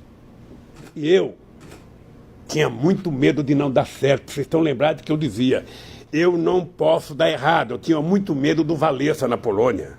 Eu olhava para o Wałęsa, o fracasso do Wałęsa, ser presidente da República, sabe, depois do estaleiro de Gdansk, e na reeleição ter 0,5% dos votos. Eu falei, Deus me livre, eu não quero ser isso. E graças a Deus, o povo brasileiro, sabe, me fez. Até hoje eu tenho muito orgulho de ser considerado o melhor presidente da história do Brasil. Carrego isso com muito orgulho. Ninguém vai tirar isso do povo brasileiro. Ninguém. E quem quiser ganhar de mim, que faça mais. Não é me xingar. Mas já ganharam do senhor, hein? Sabe? Hein? Ganharam agora do senhor, né? De mim não concorri. Ele não concorreu. Bom, presidente... Se eu tivesse concorrido, eu certamente ganharia as O eleições. senhor pensa em concorrer, presidente? Vamos não imaginar, o senhor está preso e não pode concorrer durante muitos anos. A Folha de São Paulo escreveu que eu só vou ser candidato em 2039? Mas o senhor seria candidato velho, assim, deixa eu te bem mais contar. velho? Eu sou um homem muito... O senhor não bota na cabeça que o senhor nunca Eu mais sou vai um ser homem de candidato? muita crença. Eu vejo os cientistas falar que o homem que vai viver 120 anos já nasceu. E por que não sou eu? Mas o senhor seria... Então, Não, efetivamente, deixa o eu senhor falar pensa concretamente falando. Veja, eu acho que a Igreja Católica ensinou o seguinte, olha, com 75 anos o bispo se aposenta, sabe, que é melhor dar lugar para o novo. Eu acho que vai surgir muita gente boa nesse país e eu me contentarei em apoiar qualquer pessoa daqui para frente para ser candidato a presidente da República. Agora, eu estou vendo nos Estados Unidos um monte de gente com 78, 79 querendo ser candidato. E isso começa a muriçar, começa a me dar um chambugão aqui no pé, uma coceira. Eu falo, quem sabe eu ainda posso voltar, com uma bengalinha na mão. Aí, como é que fala a música do velhinho? Bota o velhinho na parede, o velhinho está de volta, quem sabe? Mas se depender de mim, eu vou trabalhar para ter alguém mais novo, alguém com mais energia. Presidente, o seu ex-ministro Palocci virou agora delator. Ele disse, inclusive, que havia uma conta no exterior no nome do Joesley, onde era depositado dinheiro para o PT. Ele disse também que as 2 campanhas da Dilma para a presidência custaram 1,4 bilhões de reais, mas que não foi declarada a justiça eleitoral. Por que o senhor acha que o seu ex-ministro estaria mentindo? Olha, bom, primeiro, se ele disse que o Joel tem uma conta no exterior, eu acho que o Joel deve ter conta no exterior em vários países, porque ele tem fábrica em vários países. Não vejo nenhuma novidade. A segunda, eu lembro de um tempo que saiu na imprensa que o Joel tinha aberto uma conta para mim no exterior, que era para o meu futuro. Depois ele disse que utilizou a conta para comprar a ilha, sabe? A ilha que era do Hulk, lá em Angra do Reis, para dar de presente para a mulher dele, comprou um barco, não sei para quê. Ou seja, então, o dinheiro que ela disse que é meu, ele gastou. Quando eu sair daqui, vai abrir um processo contra ele, para devolver o que é meu, segundo ele disse. Segundo, veja, eu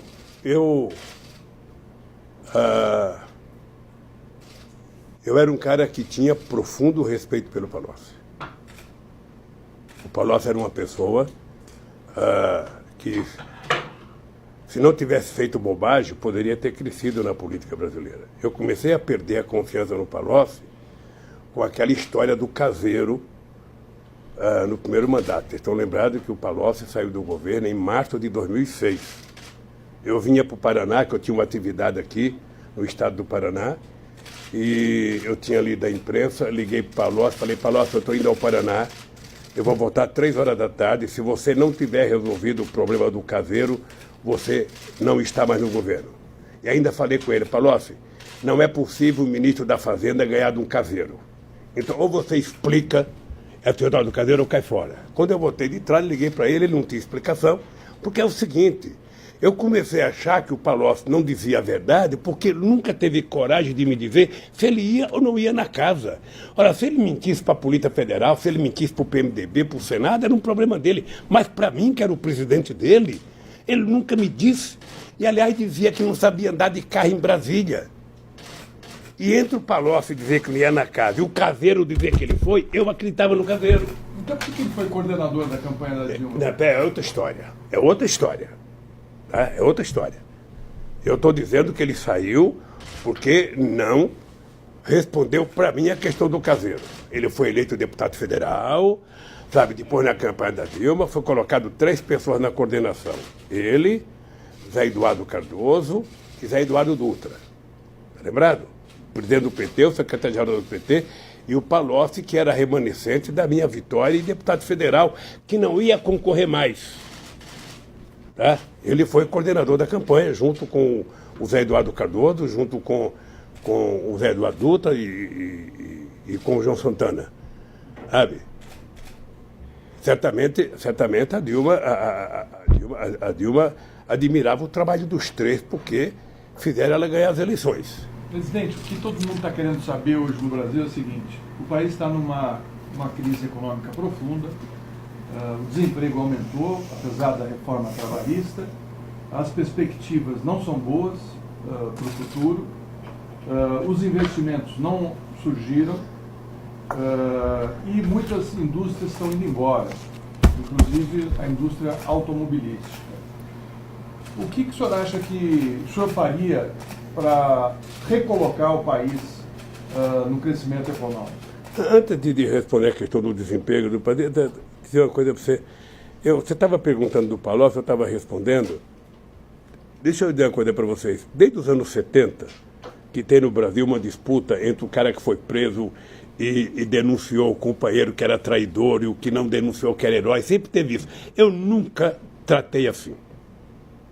Eu acho que o ser humano ele tem um limite de suportar do ponto de vista psicológico, do ponto de vista da dor que ele recebe. Eu tenho pena do Palocci.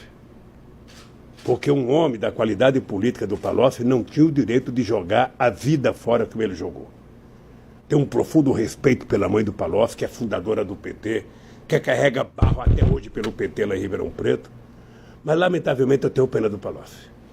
Ele não merecia fazer com ele o que ele está falando. Sabe? Não merecia. Presidente. Bem, agora, é o seguinte, o Brasil, Florestan, a economia não tem mágica. 50% dos problemas econômicos de um país são resolvidos quando quem está governando tem credibilidade interna e externa. As pessoas que levantam de manhã para trabalhar, ou as pessoas que estão lá fora pensando em fazer qualquer coisa no Brasil, as pessoas têm que saber se quem está falando por aquele país tem seriedade, tem credibilidade. Se essa pessoa tiver credibilidade, e se essa pessoa estiver falando com seriedade, as pessoas passam a acreditar. Por isso é que eu, quando tomei posse em 2003, eu gastei parte da gordura política que eu tinha para fazer coisas que o PT não queria que eu fizesse. Eu aumentei o superávit primário para 3,45. Isso na esquerda do PT era para me matar. E o que nós fizemos? Nós, em 3 anos, resolvemos a casa, colocamos em ordem. É importante lembrar que em 2004 zombaram muito de mim quando eu disse o espetáculo do crescimento. Em 2004 a economia cresceu 5,8%. Eu disse isso num comício dentro da Ford. E depois a economia começou a andar mais devagar, mas ela foi andando. Então, eu queria conquistar credibilidade. Eu tive muito apoio lá fora. Eu tive muito apoio do Gordon Brown, muita confiança. Sou agradecido ao Chirac, sou agradecido ao Bush, sou agradecido a ao Schroeder, depois a Angela Merkel, sou agradecido ao Rungitao, sou agradecido ao primeiro-ministro Singh da Índia, sou agradecido essas pessoas todas depositaram muita confiança, muita confiança. Eu posso pegar o depoimento de um presidente como o Lago do Chile. O Lago, depois de 2 anos de governo, falou assim para mim: Lula, eu sinceramente quero te pedir desculpas, porque quando você ganhou, eu achei que ia ser um desastre. E você deu um show de bola. Então, nós começamos a trabalhar com muita seriedade, não se brincava nesse país, não tinha mágica, nós não inventávamos nada, sabe? Quando decidimos criar o Bolsa Família, o país não poderia criar, e eu disse que era para criar porque nós íamos criar o Bolsa Família. Eu tinha certeza que nós tínhamos que vencer aquela batalha dos economistas. Quem tem que distribuir primeiro para crescer, eu tenho que crescer para distribuir. Essa era a briga. Nós vamos crescer e distribuir juntos. Sabe? Vamos fazer junto. Sabe? O cidadão vai comprar 2 pães a mais, vai tomar 2 cafés a mais, vai comer um pedacinho de carne a mais. O orgulho que eu tinha quando o cidadão na televisão pegava a televisão e falava: olha, hoje eu comi filé, hoje eu comi picanha. Isso é possível fazer no Brasil de hoje, é possível a gente construir no Brasil.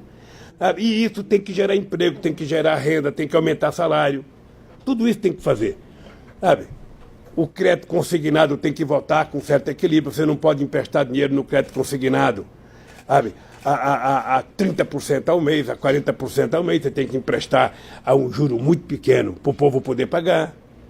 Então, eu não esqueço nunca quando nós fizemos aquela propaganda com o Ronaldão, que ele tinha quebrado o joelho na Inter de Milão, e a imprensa brasileira dizia que tinha acabado a carreira dele, ele não vai jogar mais bola, acabou o Ronaldão todo, e ele treina e se recupera. Aí nós colocamos aquela propaganda dizendo: eu sou brasileiro e não desisto nunca. Aquela foi uma coisa extraordinária. Aí começou a vir empresa para cá. Ô, gente, a gente produzia 1.700.000 automóveis. Quando eu deixei o governo, a gente estava produzindo 4 milhões. Sabe? Era muita coisa que estava acontecendo nesse país. Você quer uma coisa que eu acho que houve um erro no governo da Dilma, um erro que eu não faria? Entre 2009, quando veio a crise, eu criei uma política de desoneração. Desonerei 47 milhões entre 2009 e 2010. E desoneração, para mim, sempre funcionava como se fosse uma comporta. Sabe uma hidrelétrica? Eu abro quando eu quero produzir mais energia e eu fecho. Eu abro e eu fecho. De 2011 a 2014, entre desoneração e isenção fiscal, eu conversei com o Guido Mantega, eles fizeram 540 bilhões de reais. Ou a Dilma? Não, no governo de 2011 a 2014. Sim. 540 bilhões. A Folha até fez uma matéria grande sobre isso. Agora... Aí, quando a Dilma percebeu que não dava para desonerar, porque você mandava para o Congresso para desonerar a fábrica de maçã. O Eduardo Cunha colocava maçã, pera, abóbora, melancia, abacaxi, vinha 500 coisas de volta. A Dilma tentou consertar, fez uma medida provisória e mandou para o Congresso, acabando com a desoneração. O Renan Calheiros mandou de volta, não aceitou a medida provisória.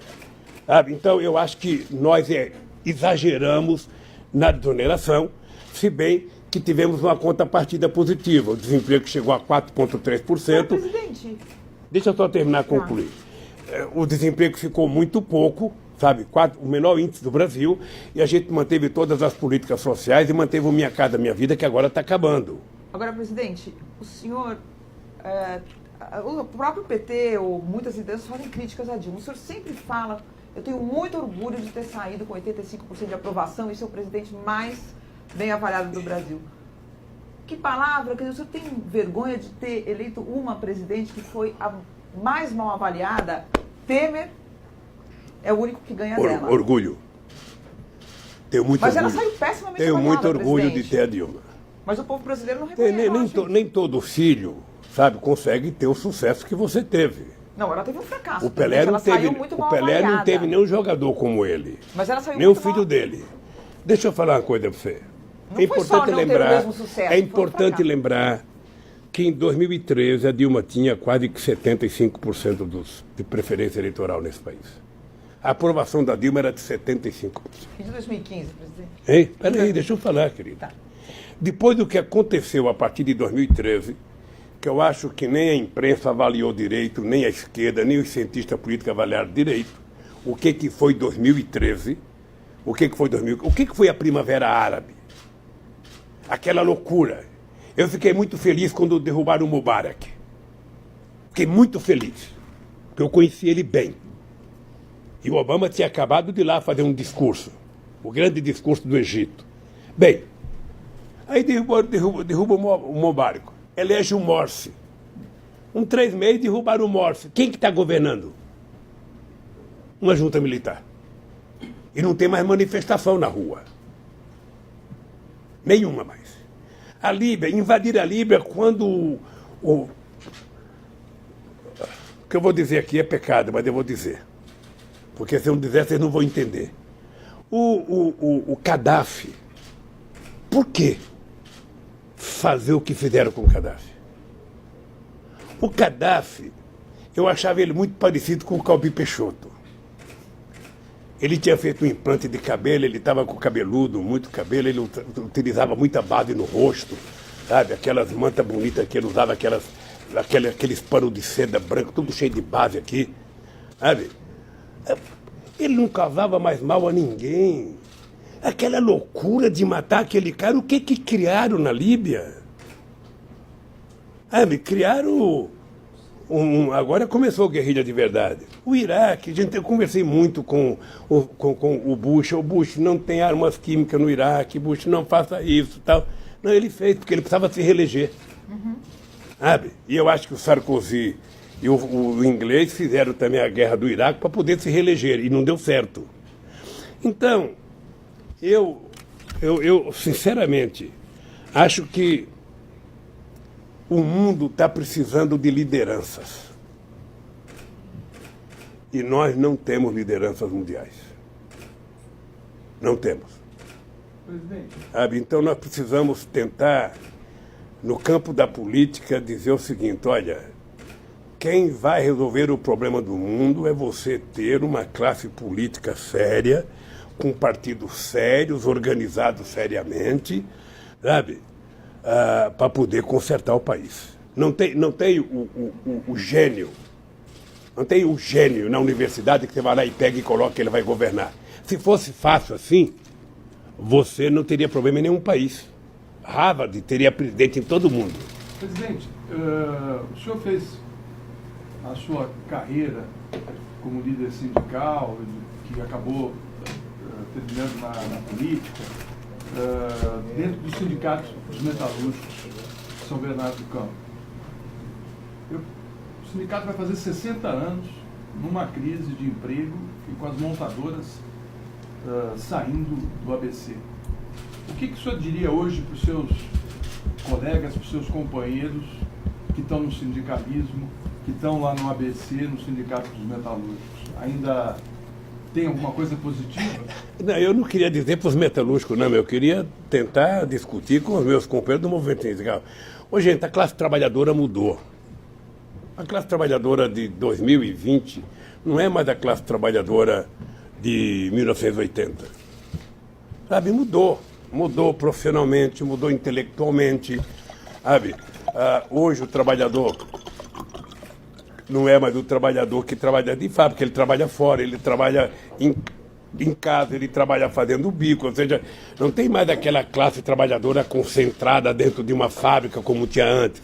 Hoje o cara tá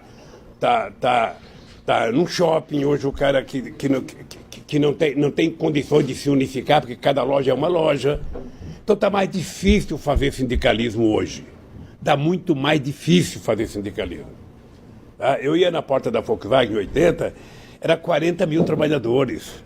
Hoje aquela Volkswagen são apenas 12 mil trabalhadores, é um desmonte daquela fábrica. Então o mundo do trabalho mudou. O mundo do trabalho mudou radicalmente. E nós temos que repensar como reorganizar a classe trabalhadora. O cara que trabalha por conta própria, o cara que trabalha individualmente, o cara que trabalha em casa, o cara não tem mais a mesma consciência de classe que ele tinha naquele tempo. Então, o papel do movimento sindical agora é tentar repensar como organizar a classe trabalhadora, como eu representar os trabalhadores. A Volkswagen tem mais ex-metalúrgico fora do que lá dentro. Quem é que representa esses ex-metalúrgicos? Então o movimento sindical tem uma tarefa forte de descobrir um novo discurso e uma nova razão para a sua existência. Para encerrar, presidente... Ainda não está encerrando, não. Eu quero já... Não, ainda falta 14. Então tem mais. Para pré-encerrar. Para encerrar. Eu queria saber o seguinte... Eu não tenho nenhuma pressa, viu? Nem nós também não. Eu recebi muitas mensagens durante esses 7 meses que eu e a Mônica estávamos aguardando para fazer essa entrevista, e as pessoas que me escreveram, a grande maioria, quer um posicionamento do senhor de otimismo. Ou seja, elas estão precisando de injeção de otimismo. O que o senhor teria a dizer a essas pessoas que estão no Brasil querendo uma saída melhor? Se quer otimismo, é comigo mesmo. Vamos lembrar que quando eu fui eleito em 2002, qual era a lógica do Brasil? A lógica do Brasil era o seguinte: o Brasil tem uma dívida externa impagável, o Brasil está quebrado e você não vai conseguir governar o país. Foi assim que eu entrei para ser presidente da República. Quando eu entrei no sindicato, também disseram: olha, tem a lei de greve, a estrutura sindical é a cópia fiel da Carta de Lavoro de Mussolini, você não vai conseguir mudar o sindicato. Em 3 anos a gente mudou o sindicalismo brasileiro. E em 3 anos nós começamos a mudar o Brasil. É por isso que eu digo, você tem que ter credibilidade, você tem que construir uma relação de confiança com a sociedade, e você tem que fazer com que a sociedade confie em você, interna e externa. Por exemplo, eu às vezes fico chateado porque tem muitos empresários covardes que poderiam, nesse instante, estar brigando pelos interesses do Brasil. Sabe? O Brasil forte, indústria forte, é bom para o Brasil. Nós precisamos ter indústria forte, ter empresário forte. Sabe? Nós precisamos ter. Cadê essa gente que não se manifesta? Sabe? Nós estamos vendo destruir a educação. Cadê o pessoal que não se manifesta? Então, eu acho que como nós já provamos que é possível construir esse país, as pessoas têm que acreditar que depende de nós, depende de cada um. Não adianta ficar xingando o Bolsonaro e achando que ele vai fazer. Ele não vai fazer. Quem coloca os ministros da educação que ele colocou não gosta de educação. Quem coloca o cara do meio ambiente que ele colocou não gosta do meio ambiente. Então, ao invés de ficar esperando, quem coloca o Guedes na economia não gosta do povo. Ao invés de ficar esperando que o Bolsonaro resolva o nosso problema, nós temos que, enquanto sociedade civil organizada, começar a se mexer, começar a lutar, começar a brigar pelos nossos interesses, cobrar o Congresso Nacional, fazer pressão. Você acha que nós vamos evitar a aprovação da Previdência Social como eles querem, fazendo uma manifestação na Paulista? Não. A manifestação tem que ser na cidade do deputado federal, tem que ser na porta da casa dele, na rua dele. Senão, como é que o Bolsonaro trabalha? Robô mandando um zap para senador, robô mandando um zap para deputado, robô mandando um zap para um monte de gente, as loucuras. Eu votei em tal coisa porque recebi muito zap, eu recebi... Sabe? Nós temos que brigar. Então, o meu otimismo é esse, eu nunca dependi de nada. Eu nunca dependi de favor, nunca fiquei esperando. Nós temos que dizer, construir a nossa proposta e ir para a rua para tentar construí-la. Via Congresso Nacional, via pressão em cima do governo, é uma disputa.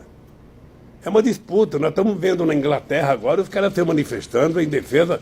Ontem eu vi um velhinho de 89 anos no meio, fazendo manifestação na frente de um banco pela preservação ambiental.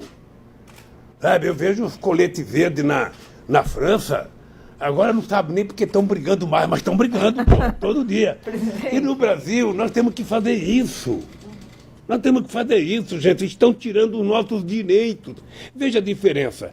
Antigamente, você tinha os europeus perdendo direito. Perderam muito direito os europeus. E o Brasil ganhando direito. Nós nem chegamos aos direitos que eles chegaram e já perdemos.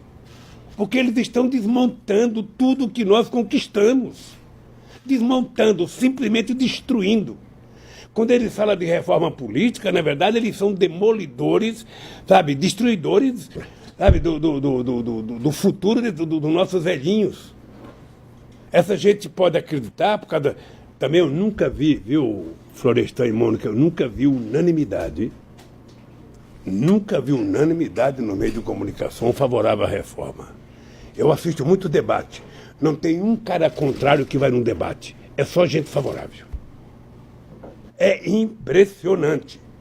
Se eu fosse um jornalista da Globo, eu dizia, é impressionante como só tem gente a favor. Voltamos a ter o pensamento único favorável à reforma. Discute, gente, é o povo. Esse Guedes daqui a pouco vai embora. Esse Guedes, na hora que ele cair, ele vai morar nos Estados Unidos, ninguém vai nem lembrar dele. Mas quem vai ficar com a vida desgraçada são mulheres e homens que trabalharam a vida inteira nesse país. Então a hora de lutar é agora. Como é que o cara manda um projeto para a comissão aprovar a admissibilidade e não mostra o que é? Eu não posso mostrar, é segredo. Gente do céu, você está tratando com os interesses de milhões e milhões e milhões de homens e mulheres. Você não está tratando com o interesse de banqueiro. Todo esse sacrifício do povo brasileiro para favorecer o Santander, para favorecer o Itaú, para favorecer o Bradesco. Que palhaçada é essa com o nosso país? Então o povo tem que saber o seguinte, o otimismo está dentro de nós. Tá? A gente tem que saber que o mandato é de 4 anos, a gente tem que saber que esse cara ganhou as eleições, a gente gosta ou não gosta, sabe? A gente tem que saber que ele pode imprimir o jeito dele governar, cabe a gente aceitar ou não. Presidente. Se a gente não aceita, tem que lutar. Presidente. Tem que ir para a rua, tem que dizer para o povo, tem que brigar, sabe? É assim que a gente faz política. Presidente. Achar que o Bolsonaro vai fazer o que você quer, esqueça. Ô, presidente, a gente tem só 5 minutos, fomos avisados aqui. Eu queria falar de uma coisa bem episódica, mas que eu acho que pode dizer muito. É o seguinte, esse primeiro-ministro de Portugal, Sócrates, deu uma entrevista e ele comentou o telefonema que o ministro Gilmar Mendes deu ao senhor no dia do velório do seu neto. E ele diz o seguinte, para ele, na interpretação dele, ele falou, são 2 adversários que sempre tiveram uma disputa política, mas que o ministro Gilmar ligou para ele, o presidente Lula chorou, o ministro Gilmar chorou, são 2 adversários chorando por um passado que perderam. E depois ele fala, onde um adversário reconhece a legitimidade do outro, não pensa em prender o outro e não pensa em privar uma pessoa de ver o velório do seu neto, não pensa em privar essa pessoa de ver o velório do seu irmão, de se despedir do seu irmão. Eu queria que o senhor comentasse um pouco isso sob essa perspectiva, não apenas dele ter ligado e chorado. Veja, o único comentário que eu tenho a fazer é agradecer a bela fala do companheiro Sócrates. O senhor viu? Eu não sabia que ele sabia, eu nem sabia que a imprensa tinha dado destaque àquilo. Sabe? Eu nem sabia se o Gilmar tinha pedido para divulgar, alguém que divulgou. Eu recebi um telefonema dizendo, olha, o ministro Gilmar quer falar com você. Ele tinha ligado também quando a Marisa morreu. A Marisa era amiga da mulher dele. Sabe? Então, eu acho que é um gesto humanitário, um gesto, eu atendi. Eu estava realmente chorando, sabe? Eu vi o Sócrates dizer que ele chorou, ou seja, eu não ouvi porque foi uma conversa muito rápida também, sabe? Mas eu sou agradecido ao Tasso Gereissati, que mandou um telegrama, sabe? Me dizendo palavras carinhosas sobre a morte do meu filho, dizendo eu também sou avô. Então, sabe, eu acho que, graças a Deus, a internet ainda não acabou com um pouco de humanismo que existe dentro de nós. Sabe?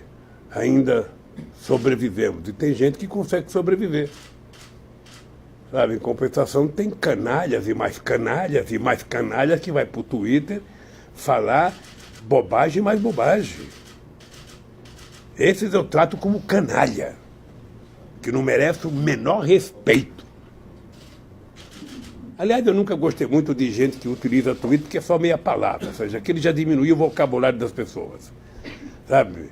Com o tempo, esse cara não vai saber nem escrever mais. O senhor fica mais preocupado aqui, preso na Federal, com o que lá fora? Com seus filhos, com a sua família? O que lhe preocupa? Saber que eles estão passando dificuldade para se colocar na sociedade? Porque diferente do que disseram, muitos não estão numa situação financeira... Olha, não, estão todos mal. Todos mal. Eu estou com os meus bens todos bloqueados. Você veja o absurdo, uma coisa absurda, só para lembrar o que está acontecendo nesse país. Eu tinha sido multado em 32 milhões de reais, para pagar não sei o quê. O STJ diminuiu para 2 milhões. Ora, qual é a diferença de 32 para 2? Qual é a lógica? Qual é a lógica até de multar em 2? Mas o senhor assinou essa lei, presidente? É uma lei que exige o pagamento de uma multa para poder... Não, mas deixa eu falar uma coisa para você, querida. Eu estou fazendo a comparação de 32 para 2. Tá? E depois dos 2, o suposto apartamento que o Moro mentiu dizendo que é meu, ele colocou no leilão. E quem ganhou deve ser o amigo dele, porque aquele contígio não comprava aquilo do jeito que comprou. Alguém que comprou é amigo do Moro. Ali foi um ajeito. Ali foi um trambique que foi feito. Mas o cara comprou um apartamento por 2 milhões. Olha, se o apartamento foi vendido no leilão por 2 milhões, do 2 milhões era para a Petrobras. Então, qual é a multa? Apenas lembrando isso. Então, eu espero que a partir desse processo que nós ganhamos em São Paulo, que a dona Marisa ganhou, eu espero que as pessoas desbloqueiem os bens, pelo menos na parte da dona Marisa, para que os filhos possam, pelo menos, sobreviver dignamente. Com seus filhos, então? Eu fico. Não, mas eu tenho preocupação com meus filhos. Eles vêm aqui me ver sempre, mas eu fico preocupado com a situação do Brasil. Eu, sinceramente, eu não consigo imaginar os sonhos que eu tive para esse país. Eu não consigo imaginar o sonho que eu tinha quando a gente descobriu o pré-sal para fazer esse país virar gigante. Sabe, eu tenho orgulho e eu sonhei grande, porque eu passei a ser um presidente muito respeitado. Aqui na América do Sul, o Brasil era referência. Eu sonhava criar um bloco na América do Sul para a gente ter força nas negociações com a União Europeia, com os Estados Unidos, com a China. Individualmente a gente é muito fraco. Sabe, eu fui o único presidente a ser chamado para todas as reuniões do G8. O Brasil foi, eu digo eu porque era o presidente, mas o Brasil foi muito importante no G20, tudo isso desmanchou. Tudo isso, agora eu vejo o prefeito de Nova York não quer fazer um jantar com o presidente do Brasil, o dono do restaurante se recusa. A que ponto nós chegamos? Que avacalhação! Um país, sabe, que em 2008, quando nós ganhamos as Olimpíadas, eu tinha certeza que o Brasil chegaria a ser a 5ª economia do mundo. Eu até brincava com os alemães, ó, se prepare que nós estamos chegando aí. Se prepare. O Brasil não tem limite. Pessoal, então, o nosso tempo se Ó. esgotou, me desculpem. Presidente, a última pergunta que eu poderia fazer? Pode ser. Se o senhor algum dia sair, além de tomar uma cachaça... Eu vou aqui na- sair, querida. Espero que você esteja aqui. Não. Presidente, além de tomar uma cachaça aqui com os seus apoiadores, qual a primeira coisa que o senhor vai fazer, além de tomar essa cachaça? Eu adoraria poder um dia fazer um debate numa universidade com o Moro e Dallagnol junto. Adoraria um debate. Eles levando as milhares de páginas que eles contaram mentira e eu levando a minha verdade. Eu adoraria. Sabe, com a cara boa, tranquila, bonitão como eu estou hoje. Sabe? Para discutir esse assunto. Mas na verdade, eu quero comer um churrasco, uma bela de uma picanha, uma panceta bem passadinha. E tomar como diria o Zé Alencar, tomar um golo. Sabe? Mas eu vou fazer. Tenho paciência. Eu quero agradecer a vocês, sabe? Quero agradecer. E, sobretudo, agradecer à Justiça, que fez justiça nesse caso, né? Eu poderia ter feito isso antes das eleições de 2018. Lamentavelmente não foi feito, então quero agradecer a vocês dois, sabe, pela briga pela tenacidade e espero que tenhamos outras entrevistas. Tá? Se deixarem. Muito obrigado. Obrigada, presidente. Permaneçam todos nos seus lugares. Cadê o envelope? O Lula poder sair. Esse aqui não? Alguém tá? Não, cadê o envelope meu que estava aqui? Esse aqui.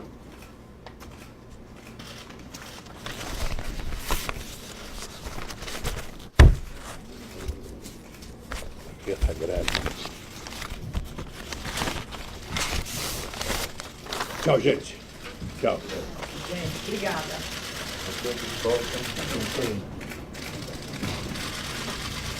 Vergonha.